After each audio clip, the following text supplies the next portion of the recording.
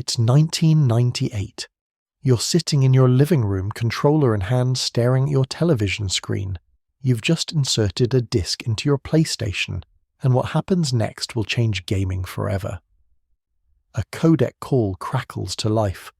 A gruff voice speaks your name, not your character's name, but the name you typed into your memory card.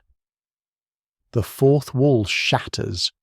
You're no longer just playing a game, you're inside it. This is Metal Gear Solid. And this is the story of how one man's obsession with movies, nuclear weapons, and the nature of war transformed video game from simple entertainment into an art form that could make you question reality itself. Tonight, we're diving into the complete history of Metal Gear Solid. From its humble beginnings on the MSX2 computer to its controversial finale on modern consoles. We'll explore how Hideo Kojima didn't just create games, he created experiences that blurred the line between player and protagonist, between reality and fiction, between gameplay and cinema. This is a story of innovation, rebellion, controversy, and ultimately one of the most influential franchises in gaming history. So settle in, get comfortable, let the gentle hum of the story carry you through shadows and conspiracies, through codec calls and cardboard boxes, through a world where nothing is as it seems and everyone has a hidden agenda. Let's begin. Before Metal Gear Solid became a household name, before stealth gameplay revolutionized the industry, there was just a young Japanese game designer with an unusual idea. His name was Hideo Kojima, and in 1987 he was a junior member of Konami's development team with a problem. He'd been assigned to create an action game for the MSX2 home computer, but the hardware had severe limitations. The system couldn't handle many enemies on screen at once, making traditional run-and-gun gameplay nearly impossible. Most designers would have seen this as a roadblock. Kojima saw it as an opportunity. What if, instead of fighting your way through hordes of enemies, you avoided them entirely? What if the goal wasn't to be the strongest soldier, but the smartest one? What if war wasn't glorified but questioned? These ideas, revolutionary at the time, would form the foundation of Metal Gear. The original Metal Gear, released in July of 1987 for the MSX2 in Japan and Europe. Players controlled Solid Snake, a rookie foxhound operative sent to infiltrate the fortress of Outer Heaven in South Africa. His mission was to rescue a captured agent and destroy a mysterious weapon known as Metal Gear, a bipedal nuclear-equipped tank that could launch nukes from any terrain. The gameplay was unlike anything before it. You couldn't simply shoot your way through. You had to hide, use disguises, distract guards, and think tactically. The game featured a radar system that showed enemy positions and cones of vision. It had a codec radio system for communication with your support team. It even had multiple endings based on your actions. For a game in 1987, this was groundbreaking. But what truly set Metal Gear apart was its narrative ambition. The game had a twist ending that, while simple by today's standards, was shocking for its time. Your commanding officer, Big Boss, was actually the enemy. The man giving you orders throughout the game was the leader of Outer Heaven itself, sending you on a mission designed to fail. This betrayal, this questioning of authority and the chain of command became a recurring theme throughout the franchise. The game was a success in Japan and Europe, but its American release was troubled. Konami ported it to the NES without Kojima's involvement, resulting in a version that removed key features, changed the story, and was generally considered inferior. Even worse, the NES version was missing Metal Gear itself, the titular weapon, due to memory constraints. It's a frustration Kojima would reference years later.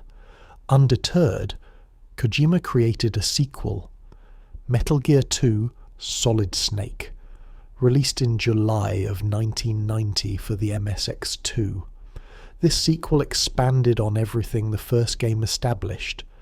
The gameplay was more refined, with enhanced stealth mechanics, more complex AI, and a richer variety of gadgets and tactics. You could crawl through vents, hide under tables, and use a cardboard box as a disguise, a mechanic that would become iconic. But it was the story that truly evolved. Metal Gear 2 had a complex narrative involving geopolitics, nuclear deterrence, and the nature of soldiers in a post-Cold War world. The villain was Big Boss again, now leading the nation of Zanzibar land. The game explored why soldiers fight when there are no more wars, a theme Kojima would revisit repeatedly. It featured multiple plot twists, memorable boss characters with tragic backstories, and even a romantic subplot. The game also introduced Grey Fox, a fellow soldier and friend who becomes Snake's rival. Their relationship, built on respect and tragedy, showcased Kojima's interest in complex character dynamics. Metal Gear 2 also featured one of gaming's first truly emotional moments when a major character dies in Snake's arms, their final words delivered through the codec. Despite being superior to the first game in every way, Metal Gear 2 never received an official English release until 2006 when it was included in Metal Gear Solid 3 Subsistence. This meant that for years, Western audiences knew Metal Gear only through the compromised NES version and the poorly received Snake's Revenge, an unauthorized sequel Konami created without Kojima. For nearly a decade after Metal Gear 2, Kojima worked on other projects. He directed Policenauts, an adventure game that further developed his cinematic storytelling style. But the world of gaming was changing. The PlayStation had arrived, bringing with it three-dimensional graphics, CD storage for extensive voice acting and video, and a more mature gaming audience. The time was right for Metal Gear to evolve. In the mid-90s, Kojima began working on a three-dimensional Metal Gear game for the PlayStation. Initially, it was going to be a simple remake or continuation of the MSX games. But as development progressed, Kojima's ambitions grew.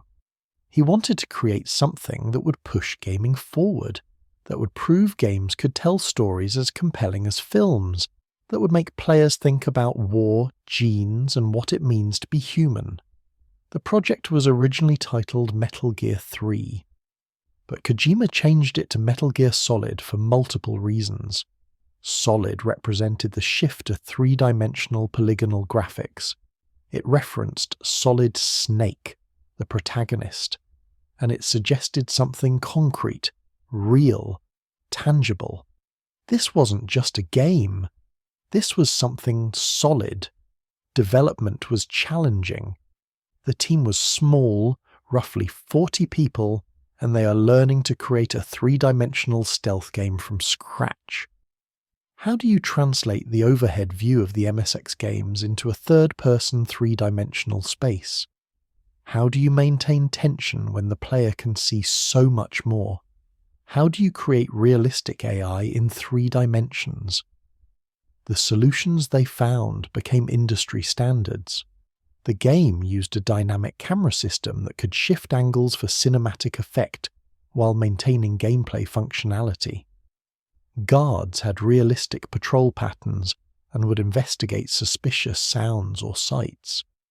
The environment was designed with multiple paths and hiding spots, rewarding creative thinking. And the radar system translated perfectly to 3 dimensions, becoming more crucial than ever. But Kojima wasn't just focused on gameplay. He assembled a team of talented voice actors and spent enormous effort on the script. He studied Hollywood films, military technology, and nuclear weapons history. He incorporated real-world military jargon and technology. He created characters with depth and complexity, each representing different philosophies about war and genetics. As development continued, word began to spread in the gaming press. Preview coverage showed a game that looked unlike anything else. The graphics were impressive, but it was the cinematic presentation that grabbed attention. Real-time cutscenes with camera angles and editing that mimicked films. Voiced dialogue that sounded like professional actors, because they were professional actors. A story that promised conspiracy, betrayal, and questions about fate and free will. The hype built. And then, on September 3rd, 1998 in Japan, and October 21st in North America, Metal Gear Solid was released. The gaming world would never be the same. The opening of Metal Gear Solid was unlike anything console gamers had experienced. After a brief text crawl explaining the background, players found themselves in the frigid waters off Shadow Moses Island, Alaska. Solid Snake, pulled out of retirement for one last mission, surfaced near a desolate dock. The wind howled. Snow fell, and then, after Snake climbed onto land, the player gained control. The first moments were crucial. Players were gently taught the controls, learning to crouch, to press against walls, to knock on surfaces to distract guards. The game rewarded observation and patience. Rush in shooting and you'd be overwhelmed. But watch the patrol patterns, time your movements, and you could ghost through entire sections without being seen. This wasn't just stealth gameplay. This was a new language of play. The story began simply enough. Terrorists from the rogue Foxhound unit had seized Shadow Moses Island, a nuclear weapons disposal facility. They threatened to launch a nuclear strike unless the government met their demands, including delivering the remains of Big Boss. Snake's mission was to infiltrate the facility, rescue the hostages, and neutralize the terrorist threat. Standard action fare. But Kojima had layered the narrative with complexities that would unfold slowly. The codec system became the heart of exposition and character development. Throughout the game, Snake could radio his support team for advice, story details, and character moments. Colonel Roy Campbell, Snake's commanding officer. Naomi Hunter, a medical expert with a mysterious past. Mei Ling, the data analyst who provided save points and unexpectedly deep philosophical observations through Chinese proverbs. And Otacon, the scientist Snake meets in the facility, a nervous, anime-loving weapons engineer who becomes Snake's unexpected friend. These codec conversations weren't just functional tutorials, they were character studies. Naomi's discussions about genes and fate.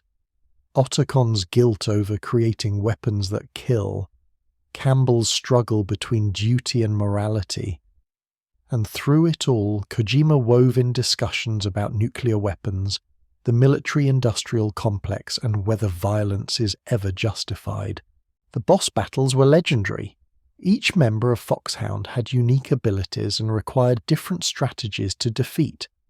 Revolver Ocelot, the gunslinging sadist who tortured you and demanded you resist pressing a button, a moment that broke the fourth wall by making the player's self-control part of the story. Psycho Mantis, the psychic who read your memory card and commented on other games you'd played, who made your controller move by activating its vibration function, and who could only be defeated by switching your controller to a different port so he couldn't read your mind. Sniper Wolf, the tragic sharpshooter whose death scene remains one of gaming's most emotional moments. Vulcan Raven, the massive Inuit soldier who spoke of spiritual beliefs while piloting a tank. Each boss wasn't just a combat challenge. Each represented a different aspect of war and soldiers. Ocelot represented sadism and the joy some find in combat. Mantis represented the psychological damage of violence. Wolf represented those who found purpose and beauty in killing. Raven represented soldiers who fight for belief rather than country. And through defeating them, Snake, and by extension the player, had to confront these different faces of warfare. The game's central mystery revolved around Metal Gear Rex, a new model far more advanced than previous versions. Rex could launch nuclear missiles disguised as conventional weapons, defeating all existing missile defense systems. It represented the ultimate stealth weapon, a nuke that couldn't be detected until it was too late. The symbolism was clear. Kojima was commenting on nuclear proliferation and the arms race, but the game's true genius lay in its twists. Midway through, Snake learns that Naomi is actually the sister of Grey Fox, a character from Metal Gear 2, and she's been secretly injecting him with something. Later, you encounter Grey Fox himself, now a cyborg ninja, his body destroyed and rebuilt, his mind fractured. The man who was once Snake's friend and rival is now barely human, kept alive by technology he despises. His boss fight forces Snake to harm someone he cares about. Then came the revelation that shook players. Master Miller, Snake's mentor who'd been providing support via codec, wasn't Miller at all. He was Liquid Snake, Solid Snake's twin brother, who'd killed the real Miller days before the mission began. Every piece of advice Miller gave was designed to help the terrorists. The betrayal was complete. The player, like Snake, had been manipulated from the start. Liquid represented the game's central theme about genetics and destiny. He and Snake were clones of Big Boss, created as part of a government super soldier program called Les Enfants Terribles, the Terrible Children. Liquid believed he'd inherited Big Boss's recessive genes, making him inferior to Snake, who supposedly got the dominant genes. His entire motivation was to prove that genetics don't determine destiny, that he could surpass his genetic better through will alone. The irony, revealed at the end, was that Liquid had it backwards. He had the dominant genes all along. His inferiority was imagined, a psychological wound that drove all his actions. The final hours of the game were a masterclass in pacing and revelation. Snake learns about the Patriots, a shadowy organization that truly controls America. He discovers that his entire mission was manipulated, that he was carrying a virus designed to kill Foxhound without his knowledge. He has to fight through Metal Gear Rex in a desperate bid to stop a nuclear launch. He faces Liquid in a brutal hand-to-hand fight atop Rex's wreckage. And then, exhausted and broken, he escapes with Otacon and Meryl, or Otacon alone if you succumb to torture earlier, driving through a collapsing tunnel as the facility self-destructs. But even after escape, Kojima had one final twist. Liquid, apparently killed in the fight, suddenly reanimates, infected with Fox dye, the virus Snake carried. He dies not from combat but from biological warfare, proving that in modern conflict the most dangerous weapons are invisible. And as Snake drives into the Alaskan wilderness, Ocelot, revealed to be a triple agent working for the Patriots, reports the mission's success to his true masters, setting up threads that wouldn't be resolved for years. Metal Gear Solid was an immediate critical and commercial success. It sold over 6 million copies, a massive number for a new IP on PlayStation. Reviews praised its innovative gameplay, cinematic presentation, and complex narrative. But more importantly, it changed how the industry viewed storytelling in games. Here was proof that games could have Hollywood-quality voice acting, that they could tackle mature themes, that gameplay and narrative could interweave seamlessly. The game influenced countless developers. Stealth gameplay became a genre. Cinematic presentation became an expectation. Complex narratives with plot twists became more common. You can draw a direct line from Metal Gear Solid to games like Splinter Cell, to the mature storytelling of The Last of Us, to the fourth wall breaking of Undertale. Kojima had proven that games could be art, and the industry listened. But perhaps the most significant impact was on players themselves. A generation grew up with Metal Gear Solid as one of their formative gaming experiences. The game taught them that stories could be complex and ambiguous, that heroes could be flawed and uncertain, that war wasn't glorious but tragic, that genetics and upbringing don't determine who you become. These weren't lessons delivered through preachy dialogue. They emerged naturally from playing, from caring about these characters, from making choices and facing consequences. The game also sparked countless discussions and debates. Online forums dissected every codec conversation, every hidden detail, every philosophical question the game raised. Players shared strategies for perfect stealth runs, for getting different endings, for unlocking secrets like the tuxedo or the bandana with infinite ammo. The game had longevity because it rewarded replaying and thinking deeply about its themes. Within a year, an expanded version called Metal Gear Solid Integral released in Japan, adding VR training missions and additional difficulty modes. This version eventually came to PC. The game's reach expanded beyond just PlayStation owners, bringing Kojima's vision to an even wider audience.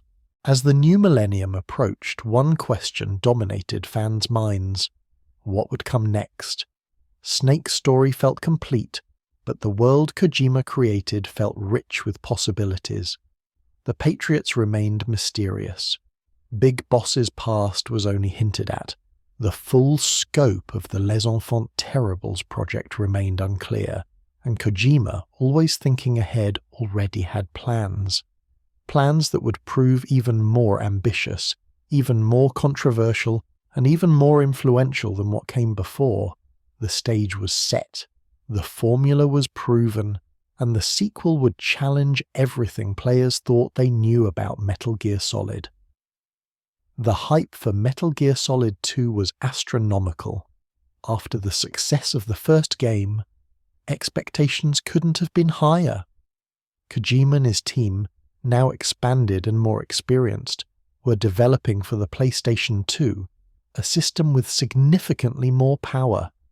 Early trailers showed stunning graphics, with rain effects that looked photorealistic, environments with incredible detail, and of course, Solid Snake infiltrating a tanker in the Hudson River. The E3 2000 trailer became legendary. It showed Snake, now sporting a longer hairstyle and a more weathered appearance, sneaking through a tanker carrying a new Metal Gear model. The gameplay looked refined, with first-person aiming, guards that could call for backup, and environmental details like soldiers drinking from water fountains. Fans watched the trailer obsessively, analysing every frame, counting down the days until release. Metal Gear Solid 2, Sons of Liberty, released on November 13th, 2001 in North America. Players eagerly inserted the disc, ready to continue Snake's adventures. The tanker chapter began exactly as the trailer promised. Snake, working with Otacon's new anti-Metal Gear organization Philanthropy, infiltrated a tanker to gather evidence of a new Metal Gear model for public exposure. The mission was supposed to be simple: get photos, get out. The gameplay was immediately impressive. The graphics were a massive leap forward. Rain droplets rolled realistically down surfaces, guards left footprints, ice cubes clinked in glasses. You could shoot objects to create distractions, aim in first person for precision shots, and even fire from cover. The controls felt tighter, more responsive. This was Metal Gear Solid, elevated to a new level of technical excellence. The tanker chapter introduced players to the new mechanics while delivering classic Metal Gear storytelling. Snake encountered Revolver Ocelot, now with Liquid Snake's arm grafted onto his body after losing his own. But something was wrong with Ocelot. He seemed to be possessed by Liquid's consciousness, speaking with Liquid's voice and mannerisms. This supernatural element, whether literal possession or psychological breakdown, would become a recurring mystery. Snake also met Olga Gurlukovich, a pregnant soldier fighting on the tanker. Her father commanded the Russian forces seizing the vessel. The boss fight against her, taking place in the rain with both combatants slipping on wet surfaces, was cinematic and tense. But after defeating her, Snake showed mercy, a theme that would resonate throughout the series. Violence was sometimes necessary, but it didn't require cruelty. The tanker chapter climaxed with Snake discovering Metal Gear Ray, an anti-Metal Gear Metal Gear designed to hunt down and destroy RX-type machines. The twist was elegant. In a world where everyone was developing Metal Gears, someone had to create a weapon to stop them. But of course, Ray itself could be used offensively, perpetuating the arms race. Before Snake could fully process this, Ocelot, channeling Liquid, betrayed his allies, stole Ray, and sank the tanker. Snake appeared to die in the explosion, and then the game's true nature revealed itself. The scene faded to black. A new title card appeared. Plant Chapter, 2 years later. Players suddenly controlled a new character, Raiden, a young androgynous operative working for Foxhound, now apparently reconstructed as an anti-terrorist unit. His mission was to infiltrate the Big Shell, an offshore cleanup facility built after the tanker sinking, and rescue hostages from a terrorist group called the Sons of Liberty. The reaction was immediate and divided. Where was Snake? Who was this Raiden character? Why were we playing as someone new? Some players felt betrayed. The marketing had exclusively shown Snake. No previews, no trailers, nothing had prepared players for this switch. It felt like a bait and switch, and for many it was infuriating. But this was exactly Kojima's intention. He wanted players to feel disoriented, uncertain, even angry. Because Raiden wasn't just a new protagonist, he was a commentary on the players themselves. Raiden represented the younger generation of soldiers and gamers who grew up idolizing Snake based on stories and simulations rather than real experience. His mission, his team, even his girlfriend back home, all eerily mirrored Metal Gear Solid's structure. It was familiar, but something felt off. Raiden's support team included Colonel Campbell again, but he seemed different, more distant. There was Rose, Raiden's girlfriend, who provided emotional support but also seemed overly interested in their relationship details at inappropriate times. And there was occasional contact with a mysterious figure named Mr. X, who turned out to be Snake, now going by the codename Pliskin, a reference to Kurt Russell's character in Escape from New York, one of the films that inspired Metal Gear. As the Plant chapter progressed, the strangeness intensified. The terrorists were Dead Cell, former anti-terrorist soldiers who'd turned against the government. Their leader, Solidus Snake, was revealed to be a third clone of Big Boss, created to be the perfect balance between solid and liquid. The hostages included the President of the United States, who revealed shocking information. The entire terrorist incident was staged by the Patriots, the shadow organization from the first game. The Big Shell wasn't a cleanup facility, but a cover for creating a new arsenal gear, a massive underwater fortress housing a powerful AI. The game's themes crystallized around information control. Arsenal Gear's AI, GW, didn't just process data, it controlled information flow across the entire internet, filtering, editing, and manufacturing truth. In the digital age, the Patriots realized they didn't need to control people with weapons. They could control people with information, deciding what was real and what was fake, what people knew, and what they believed. This theme became prescient in ways Kojima couldn't have fully anticipated. The game released just months after September 11th, 2001. Players were living through a moment when information, truth, and media manipulation were becoming critical concerns. Metal Gear Solid 2 was discussing fake news, digital echo chambers, and information warfare years before these terms entered common discourse. But the game's most controversial and discussed sequence came near the end. As Raiden approached Arsenal Gear's core, the Colonel's codec calls became increasingly bizarre. He started speaking nonsense, making non sequiturs about scissors and bad movies. The interface glitched. Text appeared saying the simulation would end soon. Raiden's girlfriend started acting completely out of character, and then the Colonel's face distorted into a skull, speaking in fragmented digital gibberish. Players didn't know what was happening. Was the game broken? Was this part of the story? The confusion was intentional. The AI controlling the simulation, GW, was breaking down, and with it, the veneer of reality. Raiden learned that his entire mission might be a simulation, that his memories might be implanted, that he might have lived through the Shadow Moses incident in VR training so many times that he couldn't distinguish simulation from reality. The game was asking players to question their own experiences. How much of what you remember is real? How much of your identity is constructed? In the game's final hours, truth emerged through layers of deception.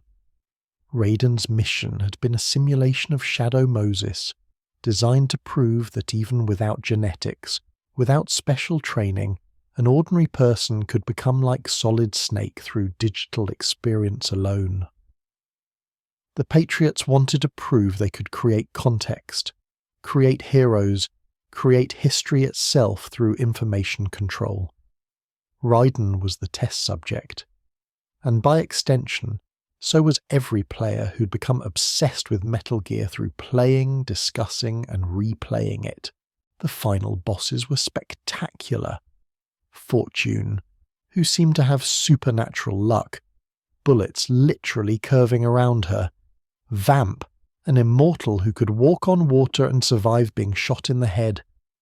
And finally, Solidus himself, fighting Raiden on top of Federal Hall in New York City with the American flag waving behind them, the symbolism impossible to miss. This was a battle about American ideals, about freedom versus control, about whether the truth was worth the chaos it might bring. After defeating Solidus, Raiden met the final member of the Patriots' inner circle he could reach, the AI. Massive intelligences created by synthesizing the thoughts of the original Patriots, now dead. These AIs explained their vision. Humanity created too much information, too much data, too much garbage drowning out truth. They would curate reality, filtering information so humans could function. It was benevolent tyranny, control for your own good, peace through ignorance. Snake, revealing himself fully, rejected this vision. He told Raiden that even if most information is worthless, freedom to choose what to believe is essential. That humans need to make mistakes, to stumble, to question, because that's how we grow. The game ended ambiguously. Raiden walked away with Rose, or maybe a simulation of Rose, into a future where he'd have to determine his own truth.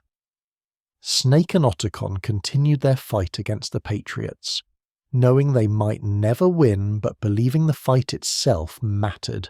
Metal Gear Solid 2's reception was complicated. Critically, it was praised for its ambition, technical achievement, and bold narrative choices. It sold well, moving over 7 million copies.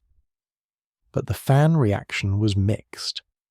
Many felt disappointed by the reduced Snake presence, frustrated by Raiden's perceived weakness compared to Snake, and confused by the abstract philosophical ending. Online forums raged with debates about whether the game was brilliant or pretentious, visionary or self-indulgent. Over time, the game's reputation improved dramatically. As social media emerged, as fake news became a defining issue, as information warfare became reality, Metal Gear Solid 2's themes proved remarkably prescient. The game that seemed too abstract in 2001 felt like prophecy by 2015. Players who dismissed it as pretentious returned to find it uncomfortably relevant. The game predicted the post-truth era, the manipulation of digital identity, and the weaponization of information. The game also established Kojima's willingness to subvert expectations, to challenge players, to use the medium itself as part of the message. Switching protagonists wasn't just a plot twist. It was a statement about player entitlement, about the difference between experiencing something and performing something, about how games create identities. This meta-awareness would influence countless games afterward, from Spec Ops: The Line to the Stanley Parable to Nier Automata. But perhaps most importantly, Sons of Liberty proved that Metal Gear wasn't just Solid Snake's story. The series was about themes bigger than any one character. It was about technology, control, truth, and what it means to be human in an increasingly digital world. This thematic ambition gave Kojima freedom for the next game. Freedom to go backward in time, to explore the origins of everything, to create what many consider the series' masterpiece. After the controversial but thought-provoking Sons of Liberty, Kojima made a surprising choice for the next Metal Gear. Instead of continuing forward, answering questions about the Patriots or Raiden's fate, he went backward, way backward, to 1964, at the height of the Cold War. And instead of Solid Snake or Raiden, players would control Big Boss, or rather, the man who would become Big Boss, Naked Snake, the legendary soldier whose clones would define the future. Metal Gear Solid 3: Snake Eater, released on November 17, 2004. The shift in setting was immediately apparent. Gone were the high-tech facilities and digital warfare. Instead, players found themselves dropped into the jungles of Tselinoyarsk, Soviet Russia, during the height of Cold War tensions. This was survival. This was espionage in its purest form. One man, alone in enemy territory, with nothing but his skills and his wits. The game opened with one of the most iconic intro sequences in gaming, a theme song, Snake Eater, performed by Cynthia Harrell in the style of a 60s James Bond film, played over stylized credits showing Snake's insertion into Soviet territory. The song was campy, dramatic, and perfect, immediately establishing the game's tone. This wasn't the sterile digital nightmare of the previous game. This was classic spy fiction, homage to Bond, to The Great Escape, to every Cold War thriller Kojima loved. The story began with Operation Snake Eater, a CIA mission to rescue Nikolai Stepanovich Sokolov, a Soviet scientist forced to develop a nuclear superweapon called the Shagohod, an ancestor to Metal Gear. Snake's mission, codenamed Virtuous Mission, was to extract Sokolov before he completed the weapon. Accompanying Snake, providing support via radio, was Major Zero, the British officer leading the mission, paramedic, a movie-obsessed medical advisor, and most importantly, the boss. Snake's former mentor and mother figure, the legendary soldier who'd taught him everything. The gameplay evolution was significant. The jungle setting meant no radar, forcing players to rely on vision and sound. A camouflage system required changing outfits to match different environments. A stamina system meant Snake needed to hunt and eat to maintain strength, creating a survival element. An injury system required treating wounds individually, burning out leeches, digging out bullets, treating broken bones. The game was harder, more methodical, more grounded despite the fantastical elements that would emerge. The virtuous mission seemed to be going well until Snake encountered the boss in a jungle clearing. She claimed to be defecting to the Soviet Union, joining forces with GRU Colonel Yevgeny Borisovich Volgin. Before Snake could process this betrayal, Volgin detonated a portable nuclear device, destroying the research facility and creating an international incident. The Soviet Union claimed America had attempted a nuclear-first strike. The world teetered on the brink of nuclear war. The United States government needed to prove it wasn't responsible. They needed a covert operation to eliminate Volgin and the Shagohod, to destroy the evidence of Sokolov's work, and most crucially to kill the boss to prove she was a rogue agent. The mission fell to Snake, and thus began Operation Snake Eater, a week-long infiltration deep into Soviet territory to assassinate the woman who'd been a mother to him. This setup was brilliant. Unlike previous games where villains were clearly evil, Snake Eater's emotional core was tragedy. Snake had to kill someone he loved, someone who'd shaped him, not because she was wrong, but because politics demanded it. The game explored duty versus emotion, loyalty versus love, and whether following orders was always right. As Snake journeyed deeper into the Soviet wilderness, he encountered the Cobra unit, the boss's former Special Forces team from World War II. Each member represented an emotion and showcased a different style of combat. The Pain, who controlled Hornets and represented suffering. The Fear, a spider-like soldier who represented terror. The End, an ancient sniper who represented peaceful death. The Fury, a flamethrower-wielding cosmonaut who represented rage. And the Sorrow, the boss's lover, and a spirit medium who represented the weight of those you've killed. Each boss fight was a masterclass in creative game design. The End's sniper duel could take hours, requiring patience and environmental awareness, but could also be won by saving and waiting a week for him to die of old age, or by killing him early in a wheelchair. The Sorrow forced you to walk through a river filled with the ghosts of every person you'd killed, making death count, making violence personal. These weren't just combat challenges, they were moral and mechanical experiments. Throughout the journey, Snake developed relationships with his support team that felt genuine. Major Zero's dry British wit, Paramedic's enthusiasm for movies and medicine, and EVA, a Chinese spy pretending to be a KGB agent pretending to help Snake, who became his romantic interest and ally.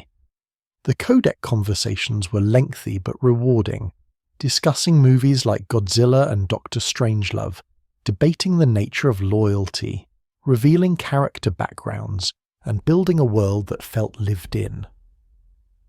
The game's setting allowed Kojima to explore themes he couldn't in the future setting.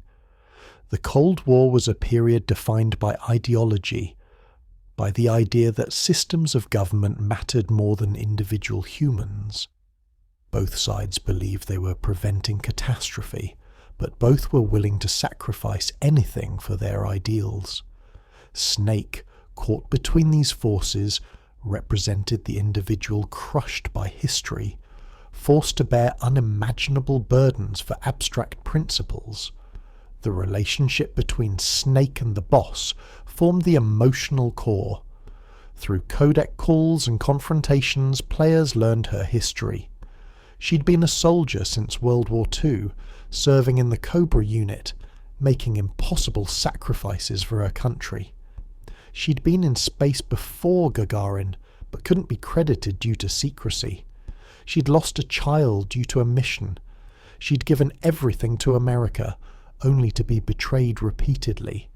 And now she was being asked to play the villain, to die as a traitor so politics could move forward. Snake's other major relationship was with Ocelot, here appearing as a young GRU major obsessed with American cowboy culture. Their rivalry was playful, almost friendly, despite being on opposite sides. Ocelot represented the next generation, soldiers who'd grown up after World War II, who saw war as sport rather than survival. His torture scene was horrific but established his character, and his final duel with Snake, a Western-style showdown with SR revolvers, was pure cinema. The villain, Volgin, was a monster, but a human one. Bisexual, sadistic, and obsessed with power, he represented the Soviet military-industrial complex's worst excesses. His ability to generate electricity made him superhuman, but didn't remove his humanity. His love for his lieutenant, who he abused, his hatred of weakness, his belief in Soviet supremacy, all made him a product of his environment. He wasn't evil for evil's sake. He was evil because he'd been taught that cruelty was strength. The Shagohod, this game's Metal Gear equivalent, was a brilliant piece of retrofuturism. Instead of a walking tank, it was a rocket-propelled artillery platform that could launch nukes beyond existing missile ranges. It looked primitive compared to Rex or Ray, but was contextually terrifying. The boss fight against it, a chase sequence through Soviet factories and across airfields, was thrilling and showcased the game's improved action mechanics. But the game's final hours elevated it from great to legendary. After destroying the Shagohod and defeating Volgin, Snake had to face the boss in a field of white flowers, with 10 minutes to kill her before bombers would destroy the area. The fight was intimate, just two soldiers, hand to hand, in a place of natural beauty. No grand speeches, no elaborate arenas, just the mentor and the student, one last time. The fight mechanically required everything the game taught you. CQC, the close quarters combat system the boss created, reading movements, timing. But emotionally, it required accepting what you had to do. When the boss's health depleted, the game didn't automatically finish her. The player had to press the button, had to choose to pull the trigger. The game forced you to complete the act, to take responsibility. After shooting the boss, after watching her die, speaking of her loyalty to America, after seeing her final salute, Snake was extracted. He was praised as a hero, awarded medals, given the title of Big Boss for completing an impossible mission. But the truth was revealed through final scenes and codec calls. The boss hadn't defected. She'd been ordered to pretend to defect so America could have plausible deniability. Her mission was to die as a traitor so her country could escape blame. Everything she believed in, everything she sacrificed for, demanded her final sacrifice, her death. Her, Snake learned this truth standing at her grave in Arlington National Cemetery. She would be remembered as a traitor. Her real loyalty would never be acknowledged. She gave everything and received nothing but lies in return. And Snake, now Big Boss, realized what his country had asked him to do. Not just kill an enemy, but murder a hero and call it justice. His salute at her grave wasn't just respect, it was a breaking point. The moment the greatest soldier America ever produced decided that nations didn't deserve loyalty, that soldiers were just tools to be used and discarded. This was Big Boss's origin story, but more importantly, it was the explanation for everything that followed. Why Big Boss created Outer Heaven, a nation for soldiers without nations. Why he rejected America. Why he became the villain of future games. Not because he was evil, but because he'd seen the truth. Countries would always betray their soldiers, would always demand impossible sacrifices, would always lie about the costs. Better to create something else, something honest, even if violent. This revelation recontextualized the entire series. The game ended with EVA, revealed to be a Chinese agent, leaving Snake after stealing the philosopher's legacy, a massive fortune that would fund decades of conflict. She left him a tape explaining the boss's true mission and her own regrets about using him. The final shot showed Snake standing alone, now Big Boss in name, saluting the boss's grave, becoming the man who would shape the future through his rejection of the past. Snake Eater was an immediate critical darling. Reviews praised its emotional storytelling, refined gameplay, and bold period setting. It won numerous Game of the Year awards and is frequently cited as one of the greatest games ever made. Fans who'd been divided on Sons of Liberty largely united in praising Snake Eater. The game felt like a return to classic Metal Gear while pushing the series forward thematically. The game's impact extended beyond Metal Gear. Its survival mechanics influenced later games. Its emotional storytelling showed games could handle tragedy with maturity. Its boss fights became legendary, studied and imitated. The End's battle influenced countless stealth sequences. The Sorrows sequence inspired moral choice systems, and the CQC system became a staple of action games, from Splinter Cell to Batman Arkham. But perhaps the game's greatest achievement was making players understand the villains of the series. Big Boss wasn't evil in Snake Eater. He was a good man broken by his country, and suddenly, his actions in the original Metal Gear made sense. His anger, his betrayal, his attempt to create Outer Heaven, all traced back to this moment. Kojima had retroactively added depth to a villain from 1987, turning a simple bad guy into a tragic figure worthy of sympathy. The game also perfectly captured Cold War aesthetics and anxieties. The technology, the fears of nuclear annihilation, the ideological conflicts, the sense that individuals were powerless against vast systems, all felt authentic. Kojima's obsessive research into the period paid off, creating a world that felt real despite supernatural elements like the Sorrow's ghosts or the Fury's immortality. After Snake Eater's success, Kojima faced an interesting challenge. The PlayStation Portable, Sony's handheld system, was gaining traction, and Konami wanted a Metal Gear game for the platform. But Kojima was already planning Metal Gear Solid 4, the conclusion to Solid Snake's story. The solution was to continue Big Boss's story between Snake Eater and the original Metal Gear, filling in the gaps of how he built his military nation.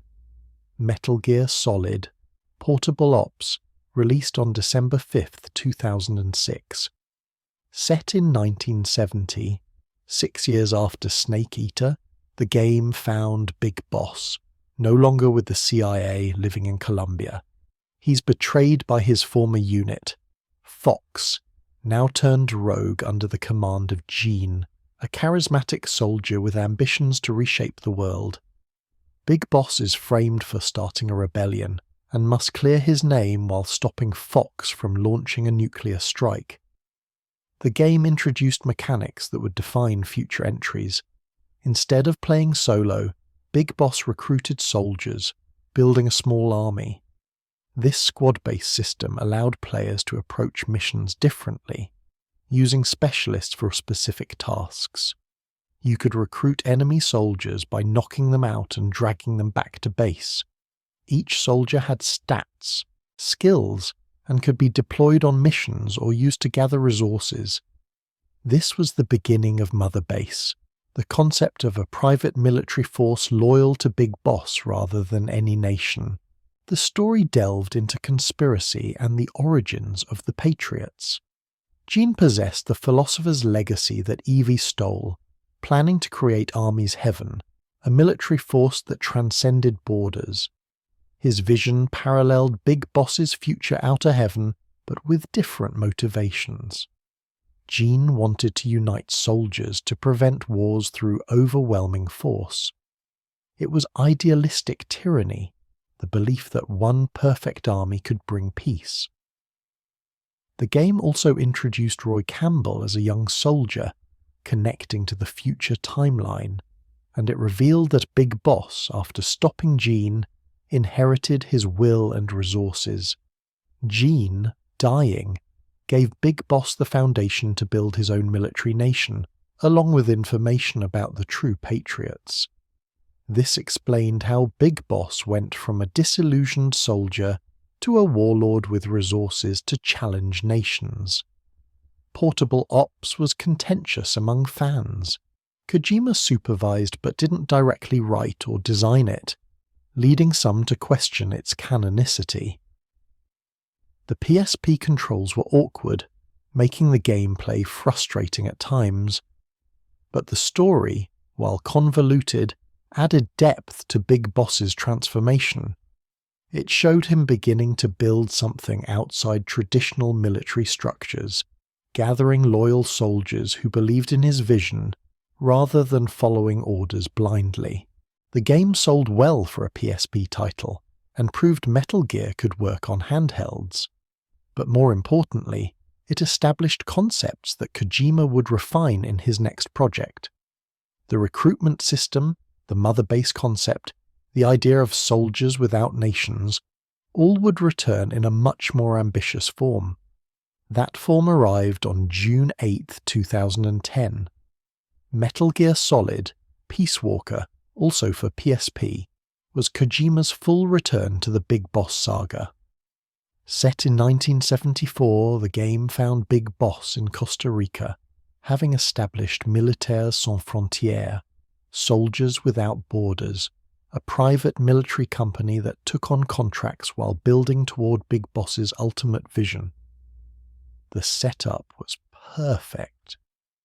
Big Boss, still haunted by the boss, drawn into a conspiracy involving CIA black operations in Central America.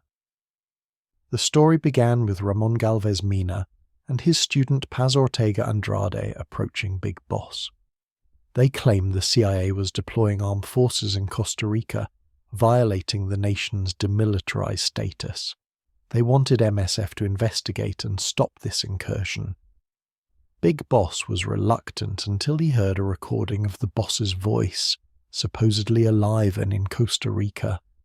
The emotional manipulation was obvious, but Big Boss couldn't resist the possibility.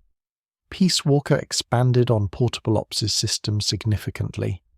Mother Base became a full-featured headquarters that players developed. Soldiers were recruited and assigned to different departments: combat, R&D, medical, intel. Each department's strength affected gameplay, unlocking better weapons, healing items, and intelligence. The game had a progression loop where missions earned resources, resources developed Mother Base, and Mother Base enabled harder missions. The gameplay adapted brilliantly to handheld constraints. Missions were structured as short operations, perfect for portable play. Co-op multiplayer allowed up to 4 players to tackle missions together, a first for Metal Gear. Boss battles against AI-controlled weapons required cooperative strategy, making multiplayer essential for some content. The game respected that PSP players might only have short sessions, while still delivering Metal Gear's depth. The story explored nuclear deterrence and mutually assured destruction through a very personal lens. The main threat was Peace Walker, an AI-controlled quadruped weapon designed to retaliate with nuclear strikes if America was attacked. The AI was programmed by Huey Emmerich, father of Otacon from the original games, and modelled on the boss's mind. The idea was that the boss, who sacrificed everything for peace, was the perfect person to be trusted with nuclear retaliation.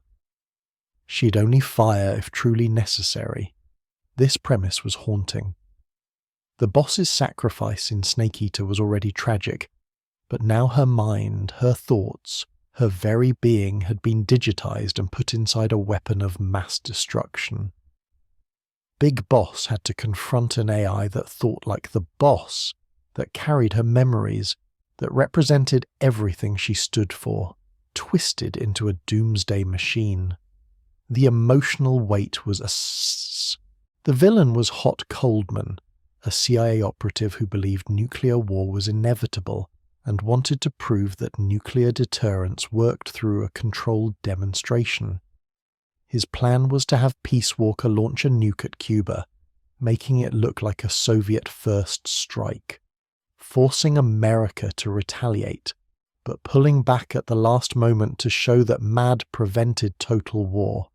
It was insane logic, the belief that bringing the world to the brink would somehow ensure peace.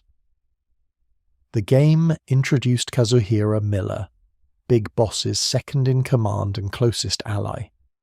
Kaz was idealistic, believing MSF could become a true military force that nations would respect and fear. He handled logistics and planning, while Big Boss handled field operations. Their partnership formed the backbone of MSF. Two soldiers building something new, something that rejected traditional nation-states but embraced military strength. Paz initially appeared as an innocent student caught up in events, but the game's true ending revealed her as a Cypher agent. Cypher was the precursor to the Patriots, the organization Zero created after Snake Eater. Paz's mission was to infiltrate MSF, assess if Big Boss could be controlled, and if not, neutralize him. Her betrayal was devastating, showing that even MSF, meant to be independent, was vulnerable to manipulation. The climax involved Big Boss confronting Peace Walker and the Boss AI. The AI, programmed to prevent nuclear war, realized Coldman's plan would cause the war it was designed to stop. It chose to drown itself in Lake Nicaragua, carrying the nuke to the bottom.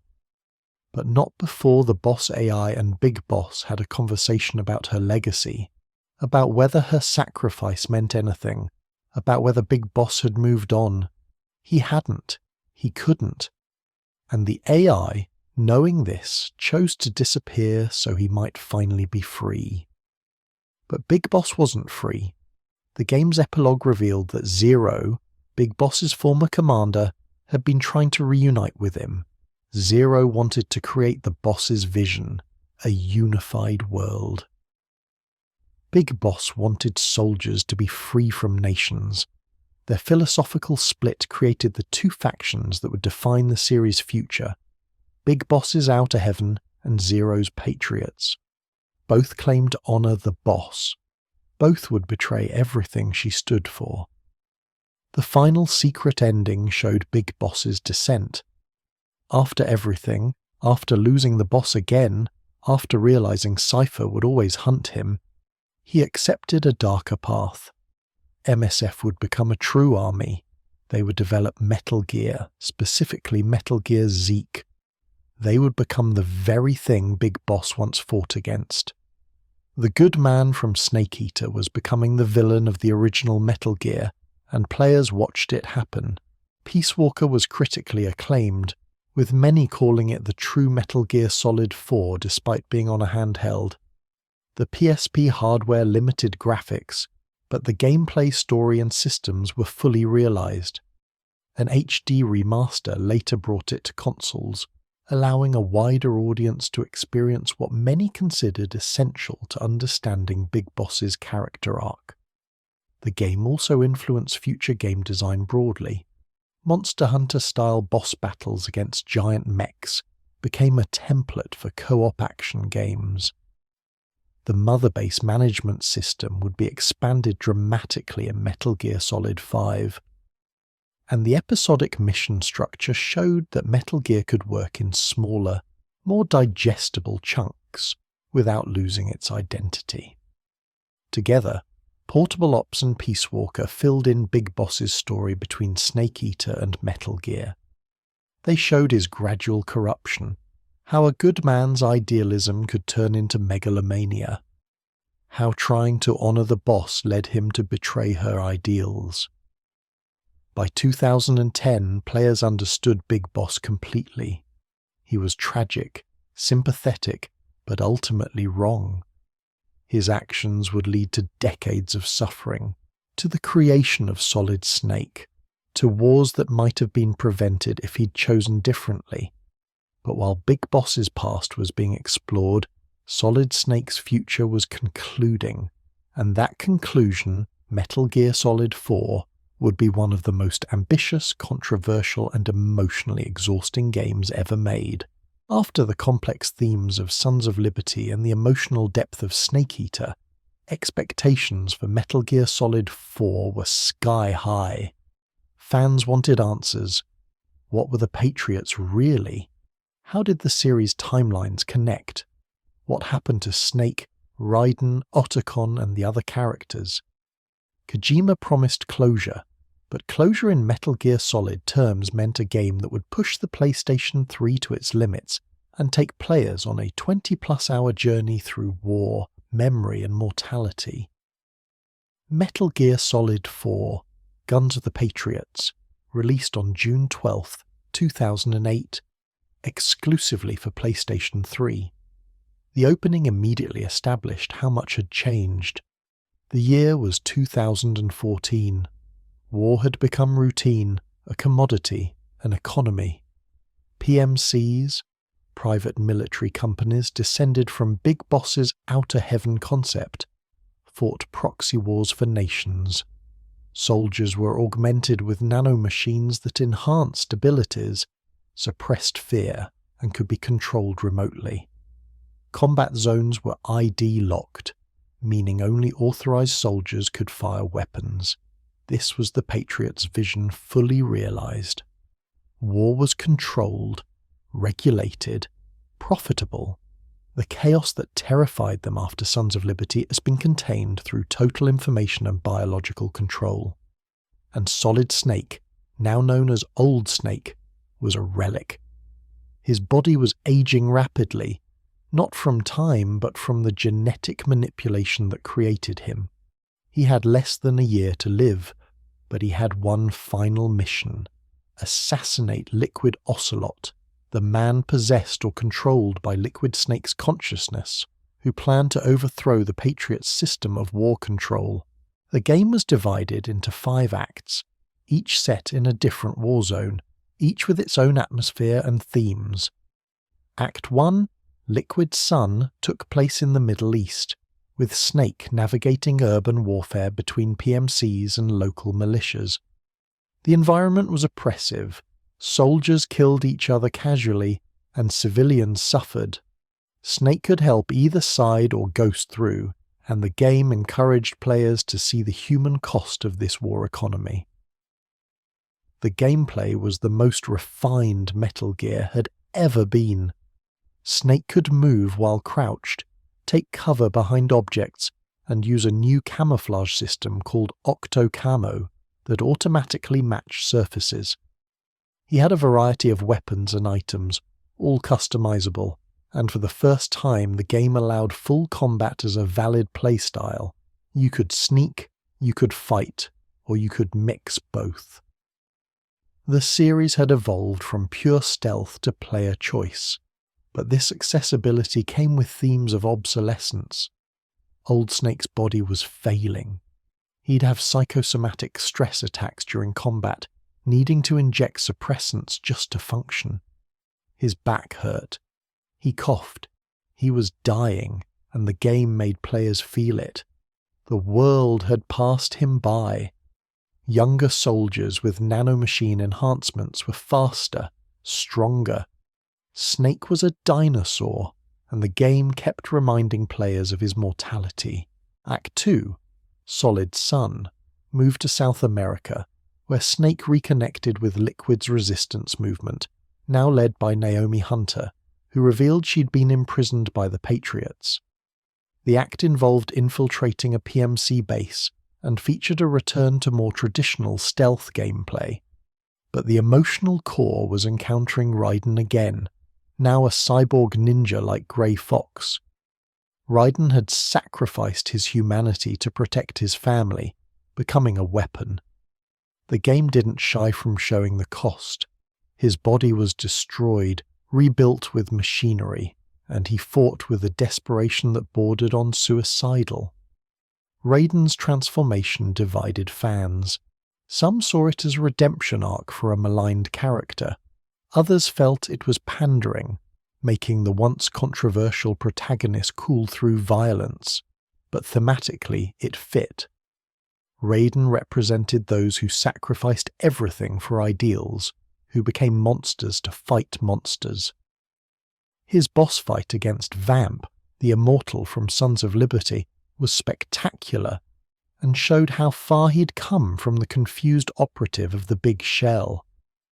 Act 3, Third Son, took place in Eastern Europe and was the game's stealth showcase. Snake had to follow a resistance member through a city under constant surveillance. The act required patience and precision, rewarding pure sneaking over combat.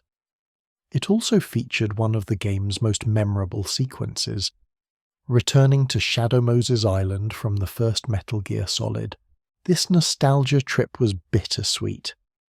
The base was abandoned, covered in snow, filled with ghosts of the past. Music from the original game played. Snake encountered Rex, the Metal Gear he destroyed, now inactive. The codec calls with Otacon discussed how things had changed, how they'd aged, how the world they knew was gone. For players who'd experienced the original in '98, this was profoundly emotional. A decade had passed in real life and in-game. Nothing stayed the same. The sequence culminated in a surprise. Liquid Ocelot's forces arrived, and Snake had to pilot Metal Gear Rex against a new model, Ray.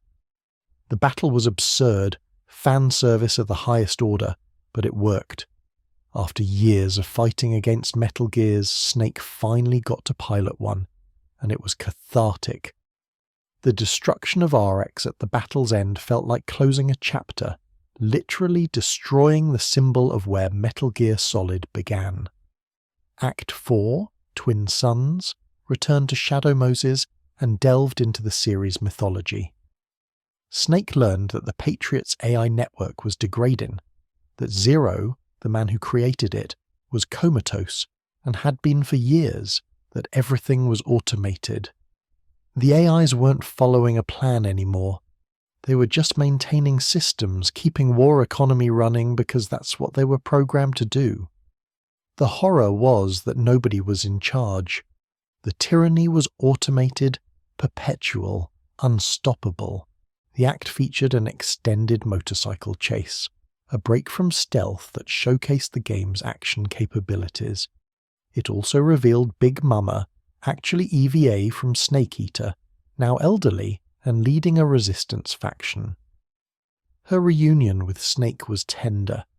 Two old soldiers who'd briefly been lovers, now facing death together. She revealed that she'd been part of creating the Les Enfants Terrible clones, that she'd carried Solid and Liquid Snake to term as a surrogate.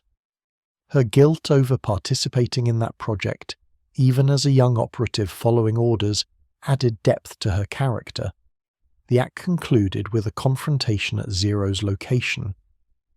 Players finally met the series' puppet master, but found only a husk. Zero was brain dead, kept alive by machines, unable to control or stop what he'd created. His dream of a unified world under benevolent AI control had become a nightmare, and he couldn't even comprehend what he'd done. The scene was tragic, showing that even villains are just people who made mistakes they couldn't undo. Act 5, Old Son, was the finale. Liquid Ocelot planned to use a computer worm, Fox-Alive, to destroy the Patriots' AI network, which would theoretically free humanity from their control.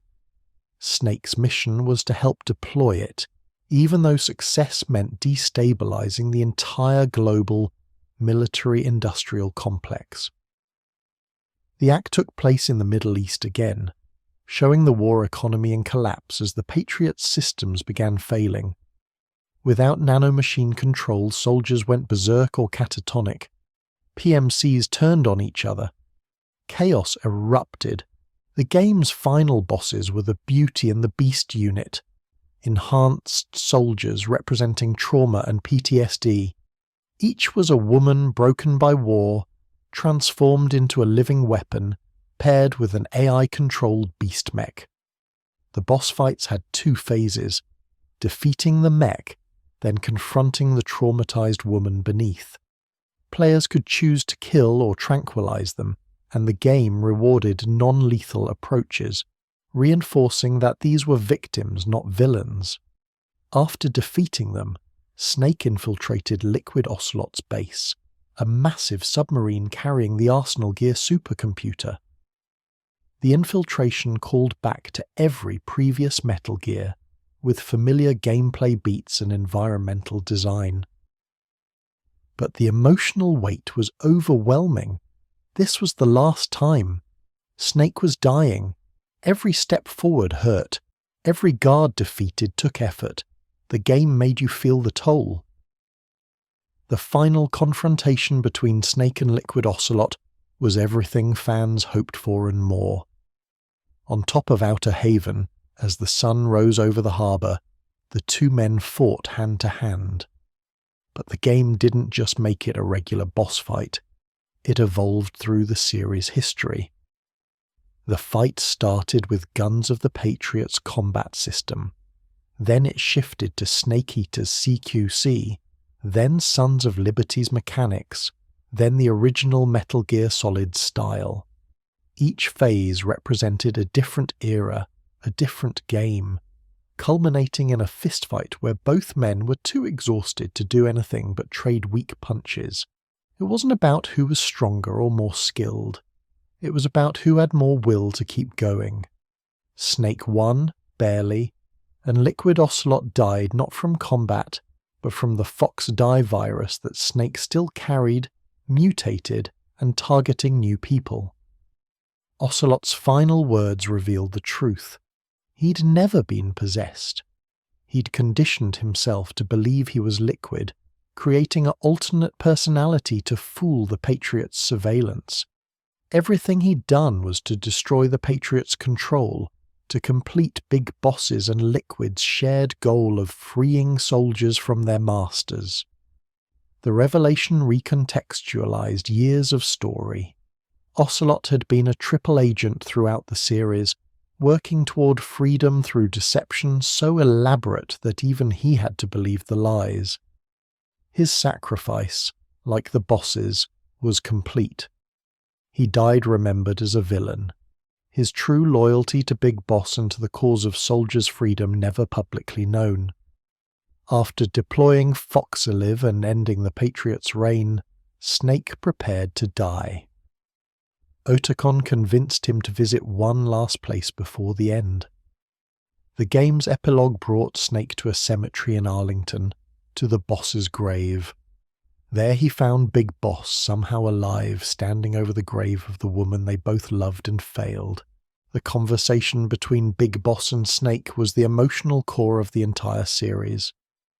Big Boss explained how he'd survived, kept in a nanomachine-induced coma by the Patriots, awakened by the system's collapse.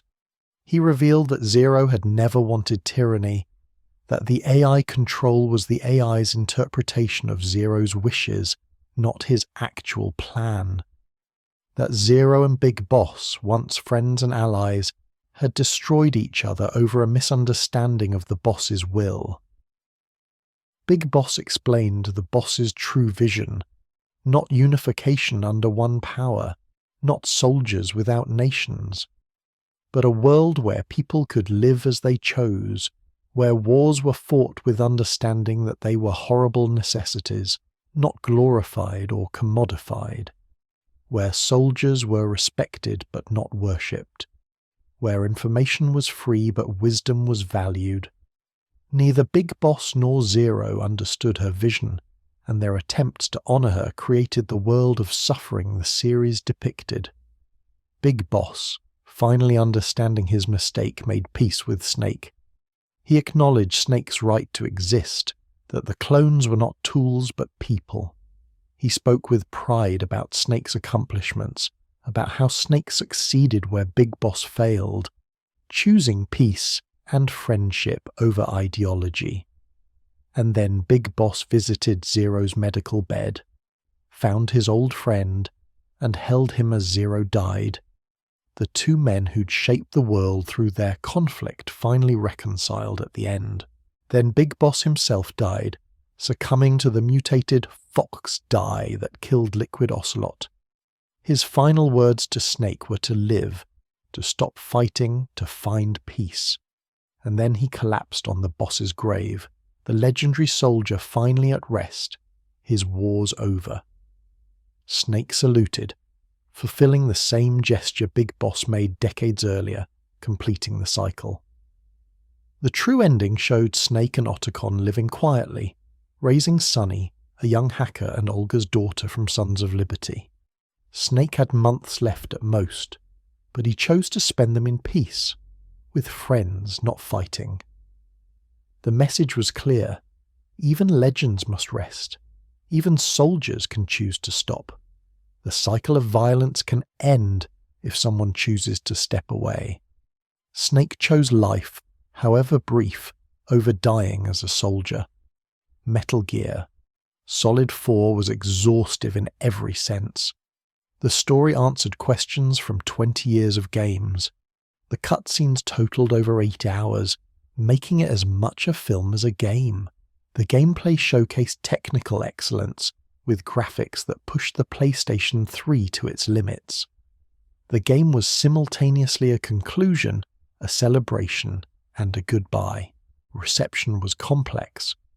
Critics praised its ambition and emotional payoff, but noted the overwhelming amount of exposition. Fans were divided between those satisfied by the comprehensive answers and those who felt the mystery was better left unsolved. The game won numerous awards and sold over 6 million copies, making it one of the PlayStation 3's most successful exclusives. But most importantly, Guns of the Patriots felt like an ending, not just to Snake's story, but to an era of gaming. It was the last game that could spend 8 hours on cutscenes and be celebrated for it. It was the last time a Yi Huawei game could be this focused on storytelling over market trends. It felt like Kojima saying goodbye to the series, to the characters, to the themes he'd explored for 2 decades. Except it wasn't goodbye. Kojima wasn't finished with Big Boss's story, and his next project, split into 2 parts and plagued with controversy, would be the series' most ambitious and most troubled entry. The final chapter of Big Boss's journey, and the beginning of the end of Kojima's relationship with Konami. After Metal Gear Solid 4 concluded Solid Snake's story, many assumed the franchise was finished. Kojima himself suggested he wanted to move on to new projects. But the success of Peace Walker reignited his interest in Big Boss's story. There were gaps between Peace Walker and the original Metal Gear that demanded exploration. How did Big Boss go from building MSF to leading Outer Heaven? When did he truly become the villain? What broke him completely? The answer would come in Metal Gear Solid 5, but not all at once. In a controversial decision, Konami split the game into 2 parts. The first, Ground Zeroes, released on March 18, 2014 for PlayStation 3, PlayStation 4, Xbox 360 and Xbox One. It was marketed as a prologue, a taste of the new Fox Engine technology and gameplay systems Kojima had developed. Ground Zeroes was brief, taking most players only 90 minutes to complete the main mission, but it was brutal, dark, and technologically impressive. The story picked up immediately after Peace Walker's secret ending. Paz, the Cypher spy who infiltrated MESF, had been captured and was being held at Camp Omega, an American black site in Cuba. Worse, Chico, the young boy who'd helped MSF in Peace Walker, had been captured trying to rescue her. Big Boss had to extract both before Cypher could use them to reveal MSF's location. The mission took place entirely at night in a single open location. This was Kojima's vision of the future. small, dense environments with multiple approaches rather than linear levels. Guards had realistic patrol patterns and communication systems. Alarms brought helicopters and massive reinforcements. The weather changed dynamically, affecting visibility and sound. It felt real in a way previous Metal Gears hadn't, but the gameplay refinement was overshadowed by the story's darkness. Paz and Chico had been tortured extensively. Chico was forced to participate in Paz's torture. Paz had bombs surgically implanted inside her body. The game didn't shy from depicting these horrors, and many critics and players felt it crossed lines, using sexual violence for shock value. The torture tape recordings found in the base were especially controversial. Detailed audio of suffering that served no clear narrative purpose beyond demonstrating Cypher's cruelty. The extraction seemed successful. Big Boss rescued both, called in a helicopter, and began the flight back to Mother Base. But during the flight, Paz revealed that she had a bomb inside her. The medic on board performed emergency surgery removing it. The relief lasted seconds. Paz revealed there was a second bomb in a location that couldn't be surgically accessed quickly. She made a choice, opening the helicopter door and throwing herself out, sacrificing herself to save Big Boss and the others. The explosion rocked the helicopter, and then, in the distance, Mother Base erupted in flames. Cypher, knowing where MSF was located thanks to their interrogation of Chico and Paz, had launched a full assault. Helicopters swarmed, explosions tore through the platforms, soldiers were killed. Everything Big Boss built was burning. The helicopter limped back to find devastation. Big Boss jumped into the water, swimming through wreckage and fire, desperately trying to save his men. He pulled Kaz from burning debris and then was knocked unconscious by an explosion. The prologue ended with Big Boss in a coma, Kaz crippled, MSF destroyed, and Cypher victorious. It was a devastating ending that promised an equally dark continuation. But players would have to wait over a year for that continuation, a wait that bred frustration and skepticism about the two-game split. Metal Gear Solid 5, The Phantom Pain, finally released on September 1st, 2015 for PlayStation 3, PlayStation 4, Xbox 360, Xbox One, and PC. The wait had been long, the marketing had been extensive, and expectations were impossibly high.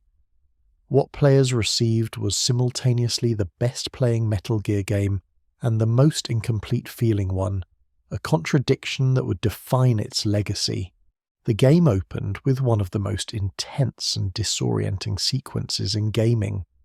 Big Boss, now codenamed Venom Snake, awakened from a 9-year coma in March 1984. His body was broken, scarred, missing an arm. A doctor attempted to help him recover, explaining the injuries and the surgeries performed. And then armed soldiers stormed the hospital, killing staff and patients, hunting for Big Boss. Still unable to walk properly, Big Boss had to crawl and stumble through corridors filled with death, aided by a mysterious masked patient called Ishmael. The hospital escape was pure survival horror. Big Boss was helpless, dragging himself through blood and fire, witnessing patients burned alive and soldiers executed. The sequence introduced Tretij Rebenok, a psychic child who could control a massive fire demon called the Man on Fire. The supernatural elements, always present in Metal Gear but usually explained or downplayed, were front and center, making the escape feel nightmarish and surreal. After escaping, Big Boss was rescued by Revolver Ocelot, now an older soldier working as his ally. They flew to Afghanistan where Ocelot explained the situation. MSF was gone, Everyone thought Big Boss was dead. Kaz Miller was missing, captured somewhere in Afghanistan by Soviet forces or worse. And Cypher, now calling itself XOF and led by a figure named Skullface, was hunting for Big Boss to finish what they started. The Phantom Pain structure was radically different from previous Metal Gears. Instead of linear missions, the game presented an open world divided into two large regions, Afghanistan and later Africa. Players selected missions from a menu, flew to the location via helicopter, and could approach objectives however they wanted. The freedom was unprecedented for the series.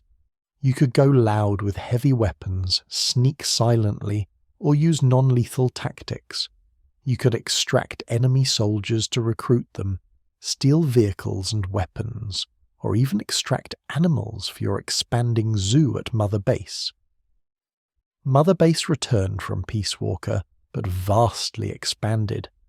The new base, a series of offshore platforms, grew as players completed missions and gathered resources.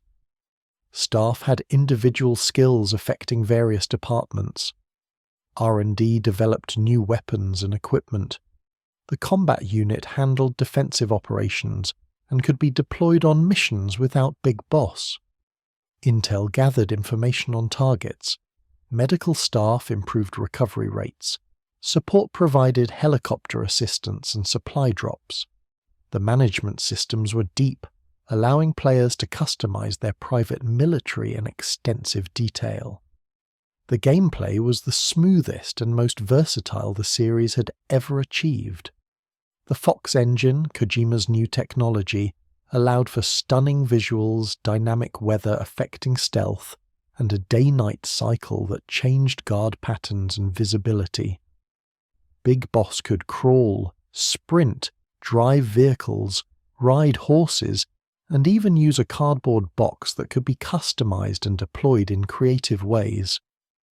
The reflex mode, triggered when spotted, gave players a brief slow-motion chance to neutralize the guard before a full alert, balancing accessibility with challenge.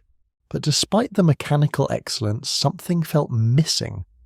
The story was sparse, delivered mainly through brief cutscenes between missions and optional cassette tapes. Many missions felt disconnected from the main narrative, side operations to build resources or reputation. The episodic structure, inherited from Peace Walker, worked for a handheld game but felt wrong for a flagship console title. Players kept waiting for the story to truly begin, for the narrative density of previous Metal Gears to emerge. The main plot focused on Big Boss rescuing Kaz, who'd lost an arm and a leg during his captivity, and hunting Skullface. Skullface was revealed to be a former XOF operative, horribly disfigured and filled with hatred for Zero and Cypher. His plan involved creating a weapon called the Metallic Archaea, parasites that targeted specific languages. By deploying them globally, he could eradicate English, the lingua franca that allowed Zero's control to spread. Without a common language, unified control would become impossible. His ultimate goal was not just revenge on Zero, but the liberation of the world through linguistic division, allowing cultures to remain separate and sovereign. This plan tied into themes Kojima had explored throughout the series: how language shapes thought, how communication enables both connection and control, how diversity can be strength or weakness depending on perspective. Skullface believed that forced unification through English destroyed cultures. His solution was genocide targeting language itself, a horrific but thematically rich concept. The parasites also connected to quieter storylines. Quiet, a female sniper who became Big Boss's companion, was infected with parasites that forced her to breathe through her skin. Speaking English would activate parasites in her lungs, killing her and potentially spreading the contagion. So she remained silent, leading to widespread criticism about her sexualized character design and the in-universe justification that felt like excuse-making. Kojima defended the design as thematically relevant, that players would feel ashamed for judging her appearance once they understood her tragedy. Many players remained unconvinced, seeing it as an example of Kojima's worst tendencies regarding female characters. Code Talker, a Navajo scientist forced to develop the parasites, provided exposition about their function and history. His character explored how indigenous knowledge was exploited by military powers, how language itself could be weaponized, and the weight of creating something terrible for one purpose only to see it used for another. His long cassette tape monologues gave context, but couldn't replace the interactive storytelling previous games delivered. The climax of the Skullface arc came at Mission 31. Big Boss, Kaz and allies confronted Skullface at his base, where the new Metal Gear, Sahelanthropus, was stationed. This Metal Gear was unique, designed to be piloted while standing, a bridge between tank and bipedal walker. Skullface activated it, but Treti Rebenok, the psychic child, took control, turning the weapon against its creator. The boss fight against Sahelanthropus was spectacular, a massive mobile fortress that required all of Big Boss's skills and equipment to defeat. After the battle, Skullface lay dying in the wreckage. Instead of a grand death or final revelation, Kaz and Big Boss stood over him, waiting. The game gave players the option to shoot him, ending his suffering, or to wait. Eventually, Kaz shot Skullface in the limbs, venting anger, and then allowed a child soldier to finish him with an assault rifle. The death was brutal, inglorious, nothing like the dramatic endings of previous villains. It felt hollow, intentionally so, suggesting that revenge is never satisfying, that victory over evil doesn't heal trauma. But this climax occurred only halfway through the game's missions. What followed was Mission 32 through 51, and this is where the Phantom Pain's troubled development became apparent. Many later missions were harder versions of earlier ones, replays with tougher restrictions. New story missions appeared sporadically, advancing different character arcs, but the main narrative felt concluded. Players sensed something was missing, that there should be more. They were right. The game's collector's edition included a bonus Blu-ray with behind-the-scenes content, including footage from Mission 51, an unfinished mission that would have provided true closure to multiple story threads. The mission involved returning to Africa, confronting the child soldiers led by Treti Rebenok who'd taken Sahelanthropus, and making a choice about their fate. The mission was never completed due to budget and time constraints, leaving a significant narrative gap. Despite this incompleteness, the Phantom Pain delivered stunning individual moments. Mission 43, Shining Lights, Even in Death, forced Big Boss to execute his own quarantined soldiers infected with the English strain parasite. Walking through the halls, watching men who trusted you salute knowing they're about to die, then shooting them one by one while Quiet's theme played, was emotionally devastating. The game forced you to pull the trigger repeatedly, made you feel the weight of command, the horror of making impossible choices. It was Metal Gear at its most affecting. Quiet's ending, Mission 45, was similarly powerful. To save Big Boss from snake venom, she had to speak English to call for help, activating her parasites. She disappeared after, presumably dying in the desert to prevent spreading the contagion. Her final words, explaining that she was silent out of love, recontextualized her entire character. Whether this justified her design remains debated, but the emotional impact was undeniable. Players who'd used her extensively throughout the game felt genuine loss. The game's true ending, Mission 46, revealed the biggest twist in Metal Gear history. The player had not been playing as Big Boss. They'd been playing as the medic from Ground Zeroes, the man in the helicopter who tried to save Paz. This medic had been in the coma beside Big Boss, and through hypnotic suggestion and plastic surgery, he'd been transformed into a body double, a phantom, to divert attention while the real Big Boss went into hiding to build Outer Heaven. Every mission, every choice, every action players took wasn't as Big Boss, but as Venom Snake, a fabricated identity. The truth was revealed through a tape Big Boss left, explaining the deception.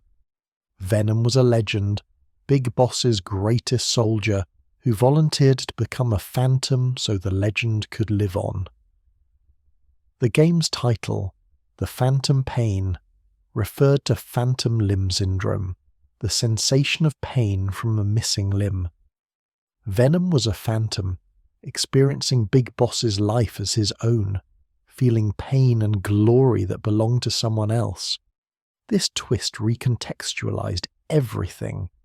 The player was not the legendary soldier, but his shadow. And yet, Venom Snake was the Big Boss that Solid Snake killed in the original Metal Gear. The protagonist players controlled for dozens of hours was destined to be betrayed and killed by the real Big Boss, used as a decoy one final time. It was a tragedy, a commentary on player agency, and a middle finger to anyone expecting to play as the real Big Boss. Fan reaction was explosive. Some praised the twist as brilliant, a perfect commentary on identity and player avatars. Others felt cheated, angry that they'd been lied to by the marketing and the game itself. The debate raged online, dissecting every clue, every hint, every piece of foreshadowing. Like Sons of Liberty before it, The Phantom Pain divided its audience by challenging expectations and using game structure as part of its thematic statement. Critically, the game was lauded for its gameplay. Reviews praised the open-world design, mechanical refinement, and player freedom. The Fox engine impressed with its performance and visuals across all platforms. Many outlets gave it perfect scores, calling it the best-playing Metal Gear ever made. But criticism focused on the story's incompleteness, the sparse narrative delivery, and the repetitive mission structure in the latter half. It felt like 2/3 of a masterpiece, brilliant but unfinished. The game sold exceptionally well, over 10 million copies, making it the best-selling Metal Gear game ever. But the sales success was overshadowed by the growing rift between Kojima and Konami.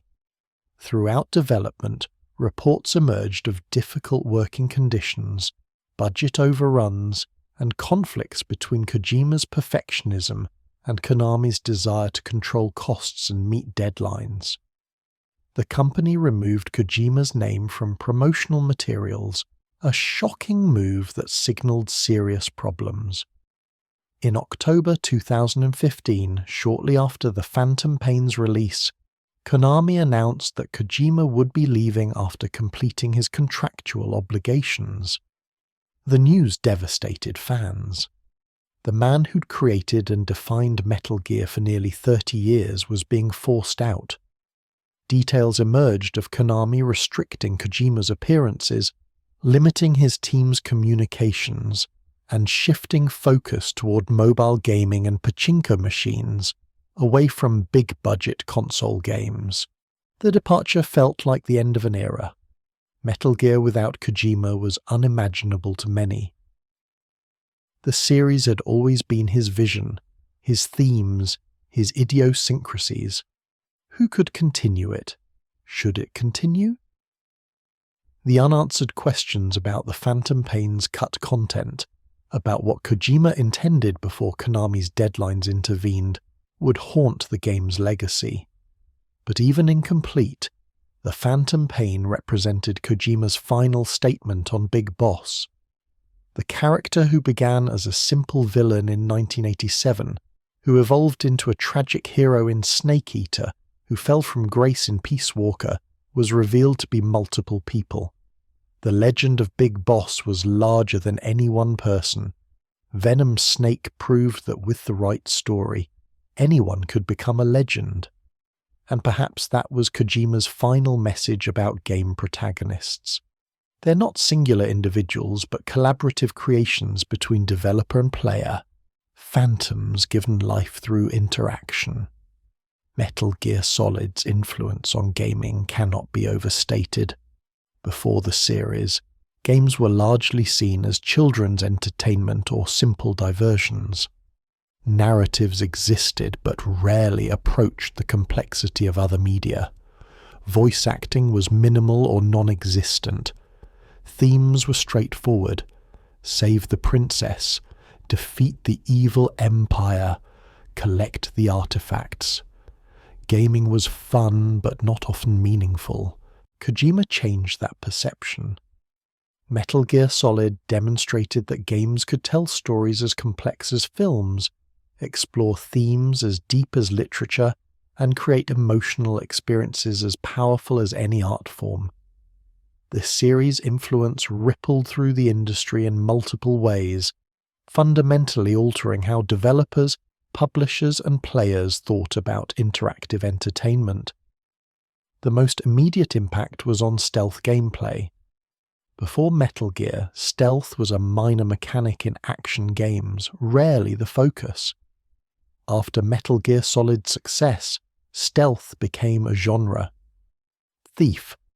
The Dark Project launched months before Metal Gear Solid, but found greater success afterward as interest in sneaking grew. Splinter Cell, launching in 2002, built directly on Metal Gear's foundation, refining third-person stealth for a new generation. Assassin's Creed, Dishonored, Hitman, and countless others owe debts to the mechanics Kojima pioneered. But the influence went beyond mechanics. Metal Gear popularized cinematic presentation in games.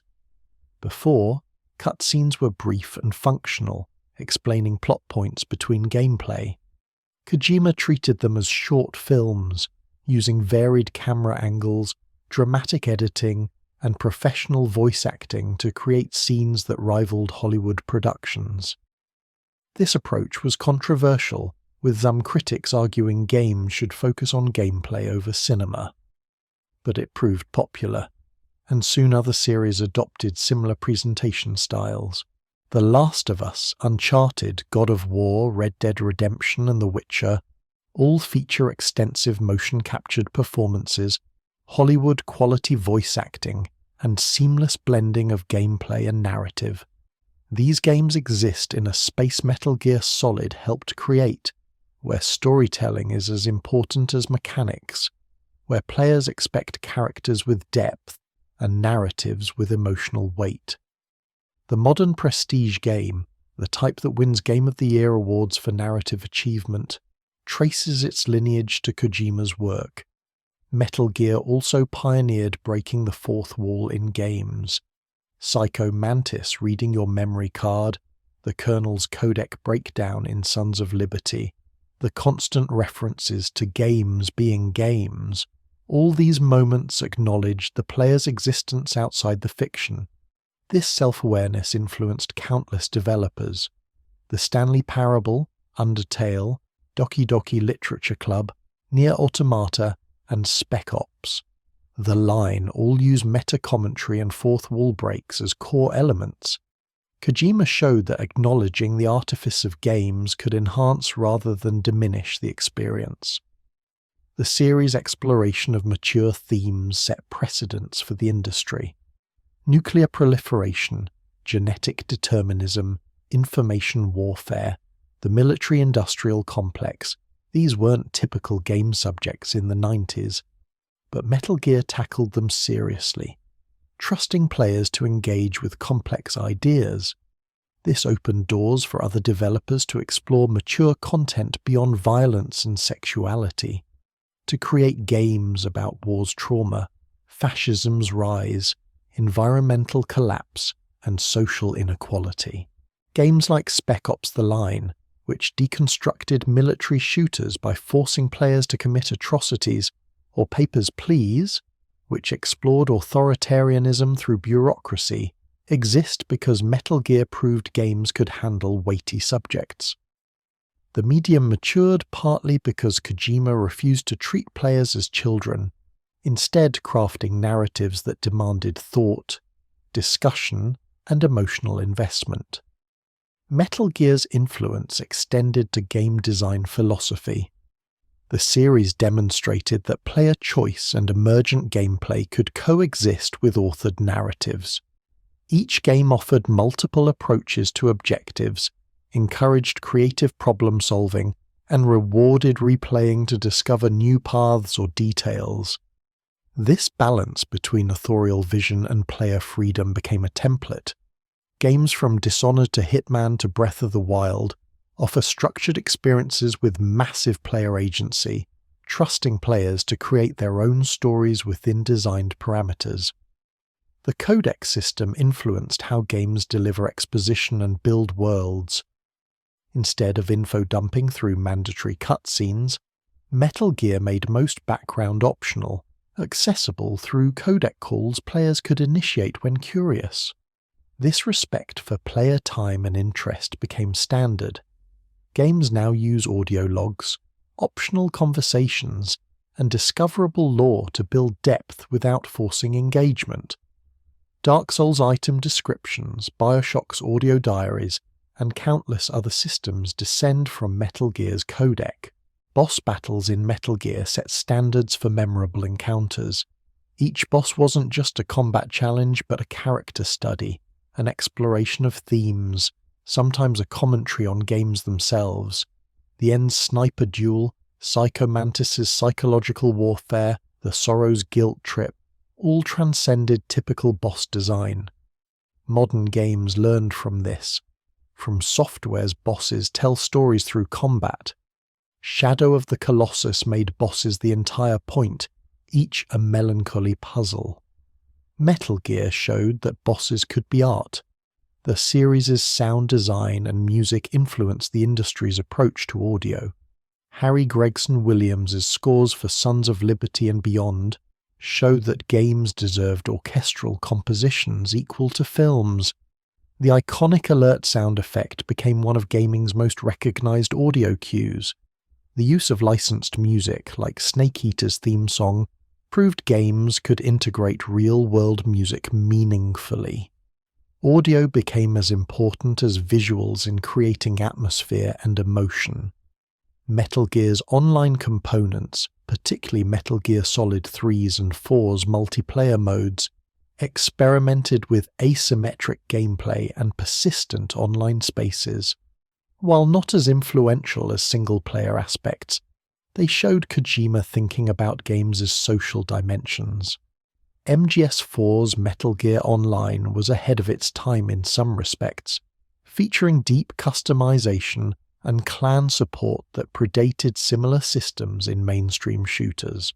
Perhaps most significantly, Metal Gear Solid elevated voice acting in games to an art form. The performances by David Hayter as Snake, Christopher Randolph as Otacon, Jennifer Hale as Naomi, and dozens of others demonstrated that games could attract serious acting talent and deliver performances worthy of that talent. This paved the way for actors like Troy Baker, Ashley Johnson, and Roger Clark to build careers in gaming, bringing prestige and skill that raised the medium's artistic credibility. The series also influenced how games are marketed and how developers interact with fans. Kojima became one of gaming's first celebrity developers, recognized worldwide and followed by millions. His active social media presence, his cryptic teasers and announcements, his willingness to discuss themes and ideas openly, all set patterns other developers followed. Game development became less mysterious, developers became personalities, and the relationship between creator and audience shifted. Metal Gear's legacy extends into education. The series is studied in game design courses, analysed in academic papers about narrative and interactivity, and referenced in discussions about games as art. Museums have featured Metal Gear in exhibitions about game history and design. The series legitimized gaming in cultural spaces that previously dismissed it as frivolous, but the influence isn't universally positive. Metal Gear's success with long cutscenes and heavy exposition encouraged some developers to prioritize cinematic spectacle over interactivity, leading to games criticized as barely interactive movies. The series' sometimes problematic treatment of women, its occasional use of trauma and sexuality for shock value, its baroque plot convolutions, all these elements were imitated by developers who missed what made them work in context. Still, the net impact is overwhelmingly positive. Gaming as a medium evolved because Metal Gear Solid proved it could be more than entertainment. It could be art, could be meaningful, could challenge players intellectually and emotionally while still being fun to play. The series showed that commercial success and artistic ambition weren't mutually exclusive, that mass audiences would embrace complex narratives if given the chance. Behind Metal Gear's cinematic presentation and complex narratives was cutting-edge technology. Each game pushed its respective hardware to limits, requiring technical innovation to achieve Kojima's vision. Understanding the technology reveals how much work went into creating the series' seamless experiences. The original Metal Gear Solid on PlayStation was a technical marvel for its time. The system's three-dimensional hardware was still new, and developers were learning how to maximize it.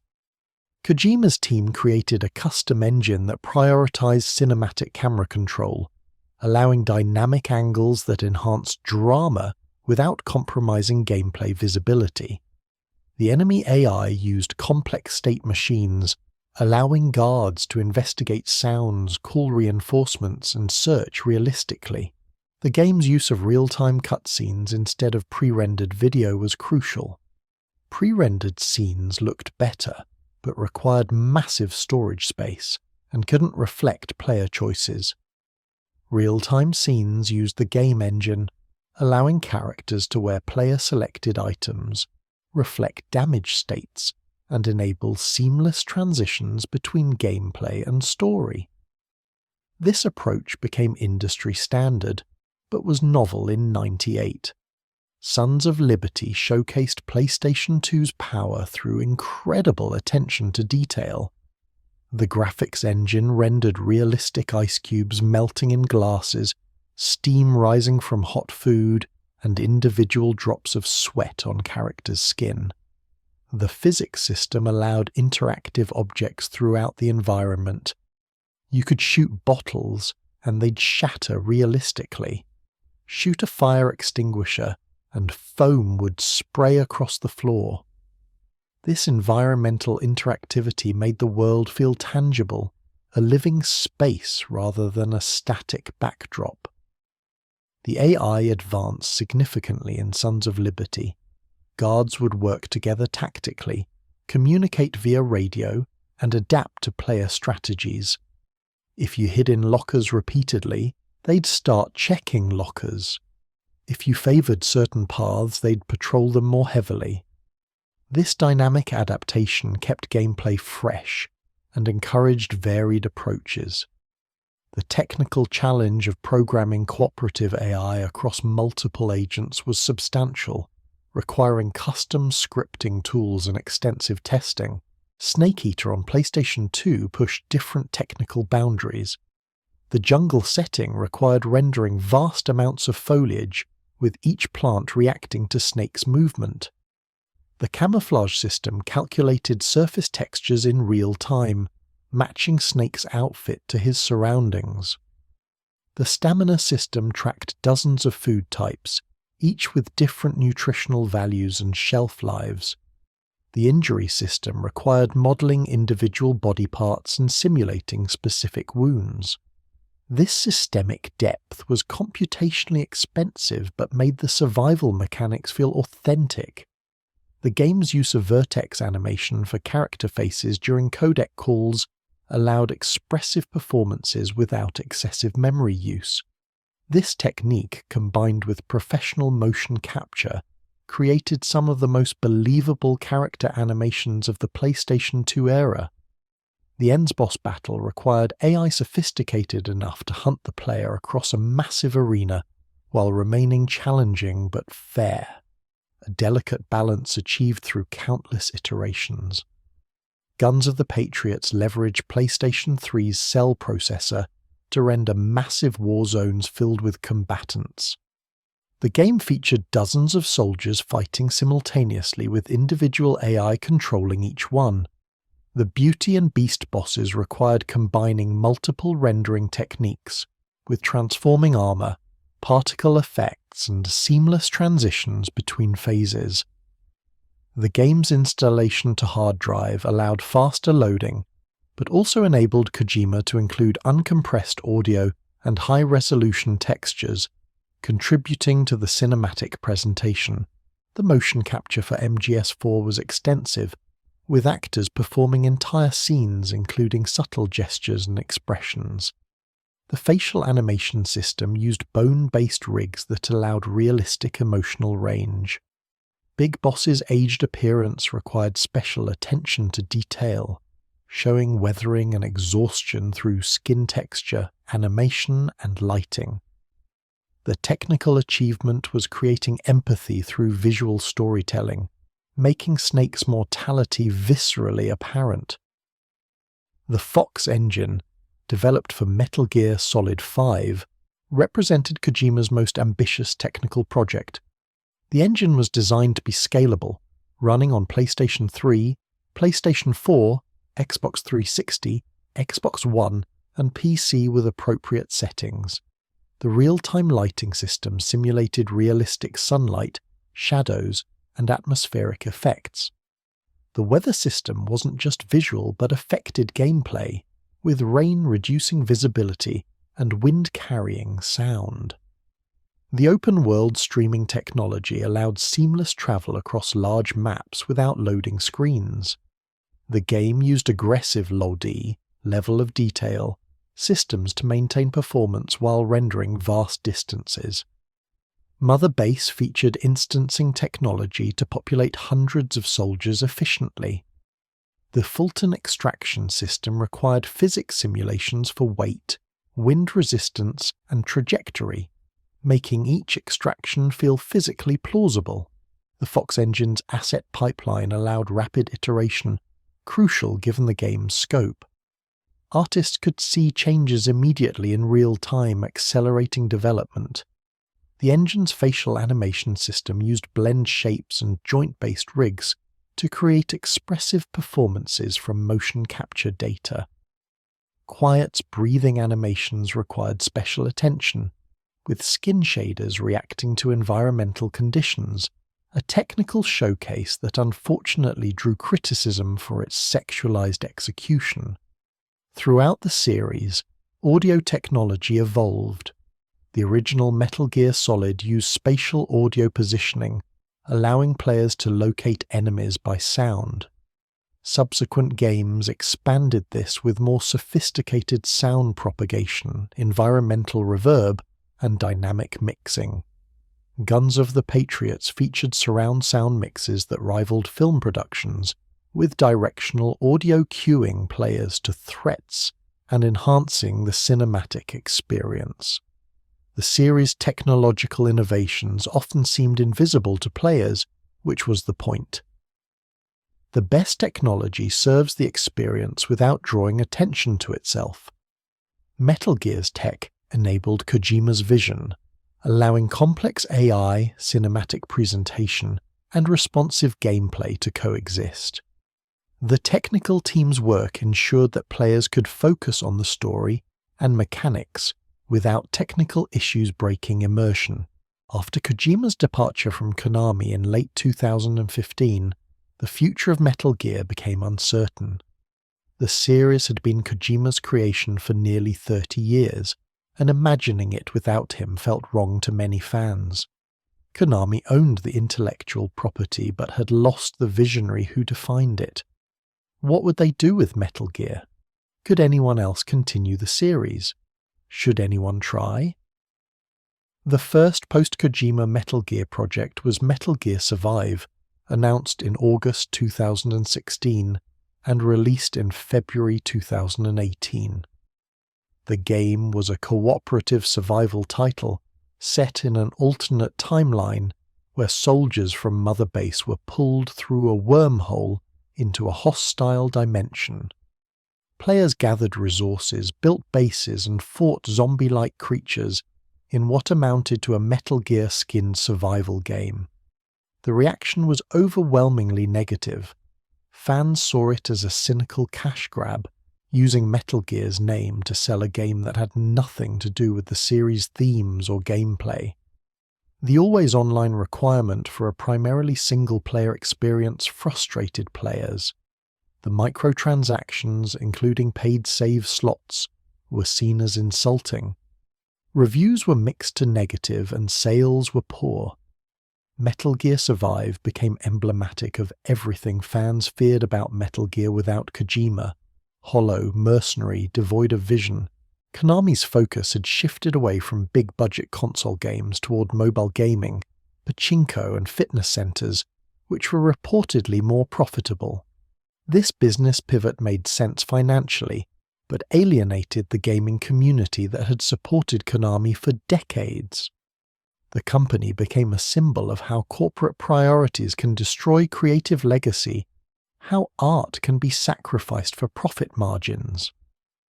Meanwhile, Kojima founded Kojima Productions as an independent studio and partnered with Sony to develop Death Stranding, released in November 2019. The game, featuring Norman Reedus as a post-apocalyptic delivery man reconnecting isolated communities, was quintessentially Kojima. Divisive, ambitious, thematically rich, and mechanically unique. It proved Kojima could create compelling experiences outside Metal Gear, that his talent wasn't limited to one franchise. The gaming community's response to Death Stranding was mixed but respectful. Some found it pretentious and boring.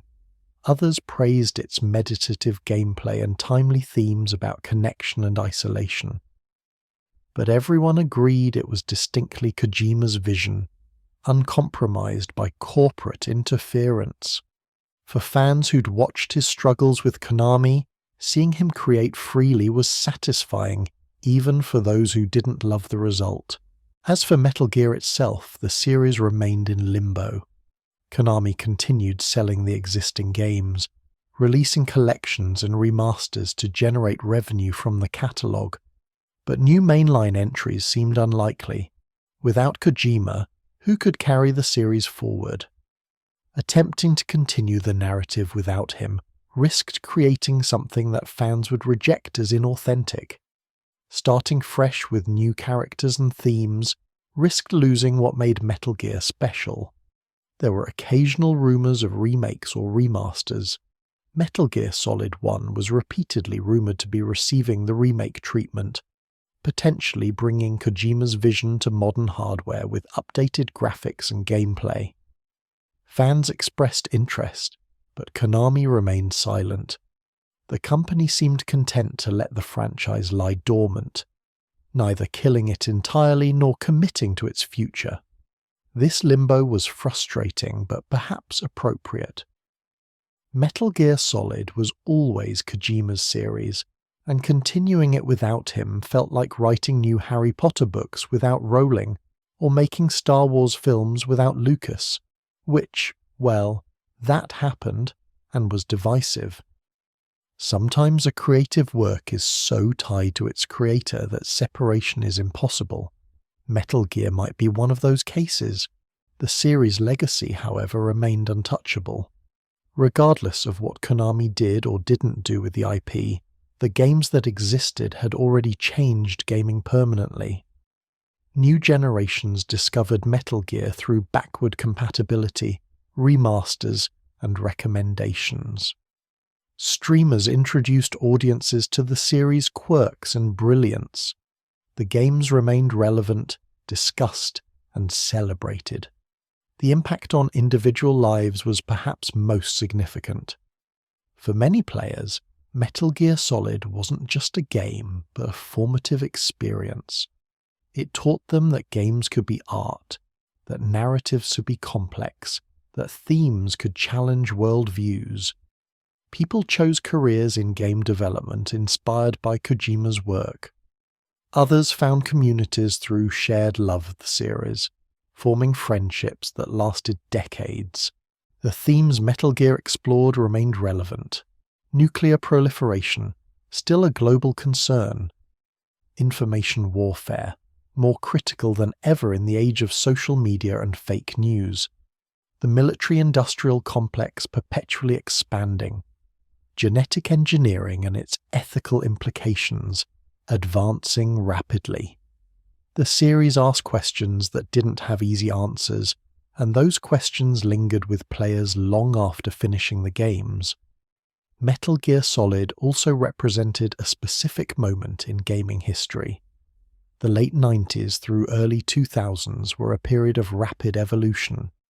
Technology advanced quickly, audiences matured, and developers pushed boundaries. Kojima was at the forefront of this evolution, unafraid to experiment, to fail, to challenge conventions. His willingness to be weird, to trust players with complexity, to prioritize vision over market research, created something unique. Modern gaming, with its focus groups, analytics, and risk-averse A-productions, rarely produces games like Metal Gear. The industry has become more professional, more efficient, but perhaps less daring. Kojima's independence with his new studio represents a hope that author-driven game development can still exist, that singular visions can still find audiences and commercial success.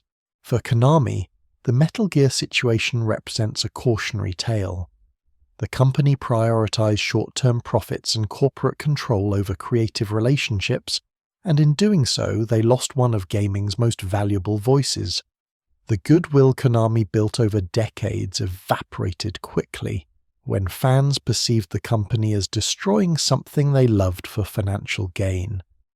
Whether this was fair or accurate is debatable, but perception became reality in the gaming community. The series' future remains unknown. Perhaps Konami will one day entrust Metal Gear to a talented team that can honor its legacy while creating something new. Perhaps the franchise will remain dormant, preserved in its existing form as a monument to Kojima's vision. Perhaps technology like artificial intelligence will one day allow for new Metal Gear experiences that feel authentic despite lacking human authorship. The possibilities are endless, and most of them are concerning to longtime fans. What seems certain is that Metal Gear Solid's place in gaming history is secure. The series changed how games are made, played, and discussed. It proved that interactivity and narrative could enhance each other rather than compete. It demonstrated that games could make players think, feel, and question. It showed that a medium often dismissed as childish could tackle subjects as complex and mature as any other art form. And maybe that's enough. Maybe Metal Gear doesn't need to continue. Maybe the story that began with a soldier infiltrating outer heaven in 1987 and concluded with Venom Snake learning he was a phantom in 2015 is complete. Maybe attempting to extend it would only dilute the legacy. Some stories have natural endings, and respecting those endings is as important as telling the stories in the first place. For those who experienced Metal Gear Solid when it was new, the memories remain vivid. The shock of Psycho Mantis reading your memory card, the heartbreak of shooting the boss in that field of flowers, the confusion and anger of playing as Raiden, the satisfaction of outwitting guards through patience and observation, the awe of witnessing Big Boss's final salute. These moments transcended gaming, becoming cultural touchstones for an entire generation. And for those discovering Metal Gear for the first time, whether through backwards compatibility, PC releases, or recommendations from friends, the experience remains powerful. The game's aged in some respects, with control schemes that feel dated and presentation styles that seem excessive. But the core remains strong, the themes still resonate, the characters still compel, the gameplay still challenges and rewards. Metal Gear Solid endures because it was built on a foundation of craft, care, and genuine vision, rather than trend-chasing or committee design. As we reach the end of this journey through Metal Gear's history, it's worth reflecting on what made the series special. It wasn't just the stealth mechanics, though they were revolutionary. It wasn't just the cinematic presentation, though it changed industry standards. It wasn't just the complex narratives, though they challenged players intellectually. It was the combination of all these elements, filtered through Hideo Kojima's unique perspective, that created something irreplaceable. Metal Gear Solid was a series about soldiers, spies, and superpowers, but underneath was always humanity. The games asked what it means to be human in a world increasingly controlled by systems, ideologies, and technologies. They explored whether individuals matter when history is written by vast forces. They questioned whether free will exists, or if we're all following scripts written by genetics, upbringing, and circumstance. These questions gave the series depth that outlasted its hardware. The series was also deeply personal for Kojima. His love of films infused every scene. His concerns about nuclear weapons and war shaped every plot. His interest in philosophy and literature elevated the dialogue. His willingness to be vulnerable, to put his anxieties and hopes into the games, made them feel genuine despite the fantastical elements. Players connected with Metal Gear because they sensed a real person behind it, not just a corporate product, and that's perhaps the ultimate lesson of Metal Gear Solid's history. Art, even commercial art designed to sell millions of copies, works best when it's personal. When creators are allowed to take risks, to express themselves, to prioritize vision over safety, the results can be transcendent. Not every risk succeeds, not every personal touch resonates universally, but the attempt matters, the ambition matters, the willingness to fail spectacularly rather than succeed safely matters. Gaming needs more Metal Gears. Not literally more games about nuclear weapons and clones, but more games willing to challenge players, to trust audiences with complexity, to prioritize artistic expression over market research. The medium has matured technically, with graphics and performance that would have been unimaginable in 1998. But has it matured artistically? Are modern games as willing to be weird, to be difficult, to demand thought and engagement? Some are. Independent developers create experimental experiences that push boundaries.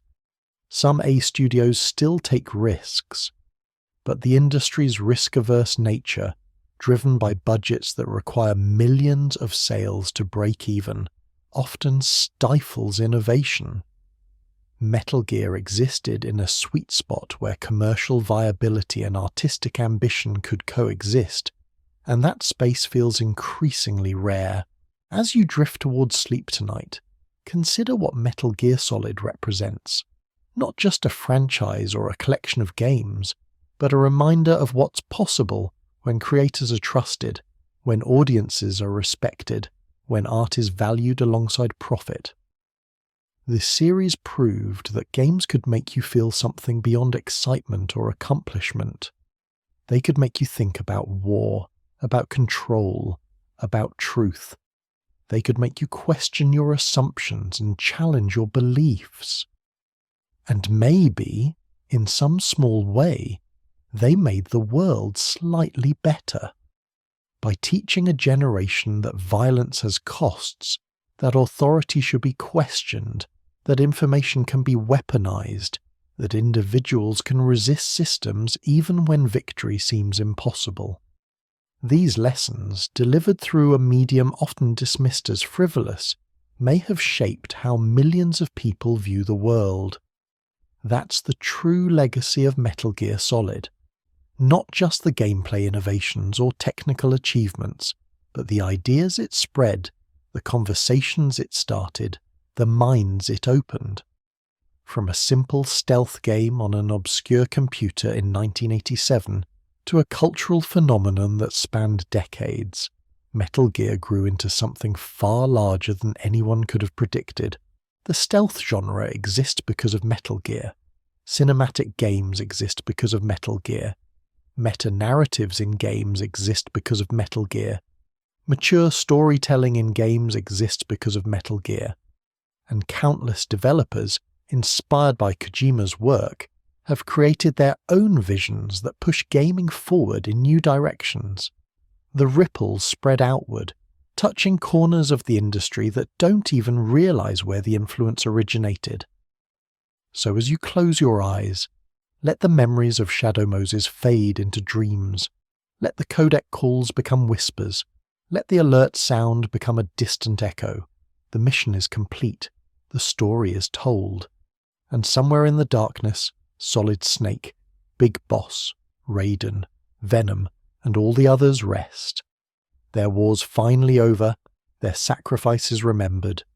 The cardboard box awaits. Crawl inside. Hide from the world for a while. In the safety of that simple disguise, find the peace that eluded every character in Metal Gear's long, complicated history. Because sometimes, after all the fighting, all the scheming, all the sacrifices, the simplest solution is to hide, to rest, to let the world continue without you for a time. Good night, soldier. The mission is over. You've earned your rest.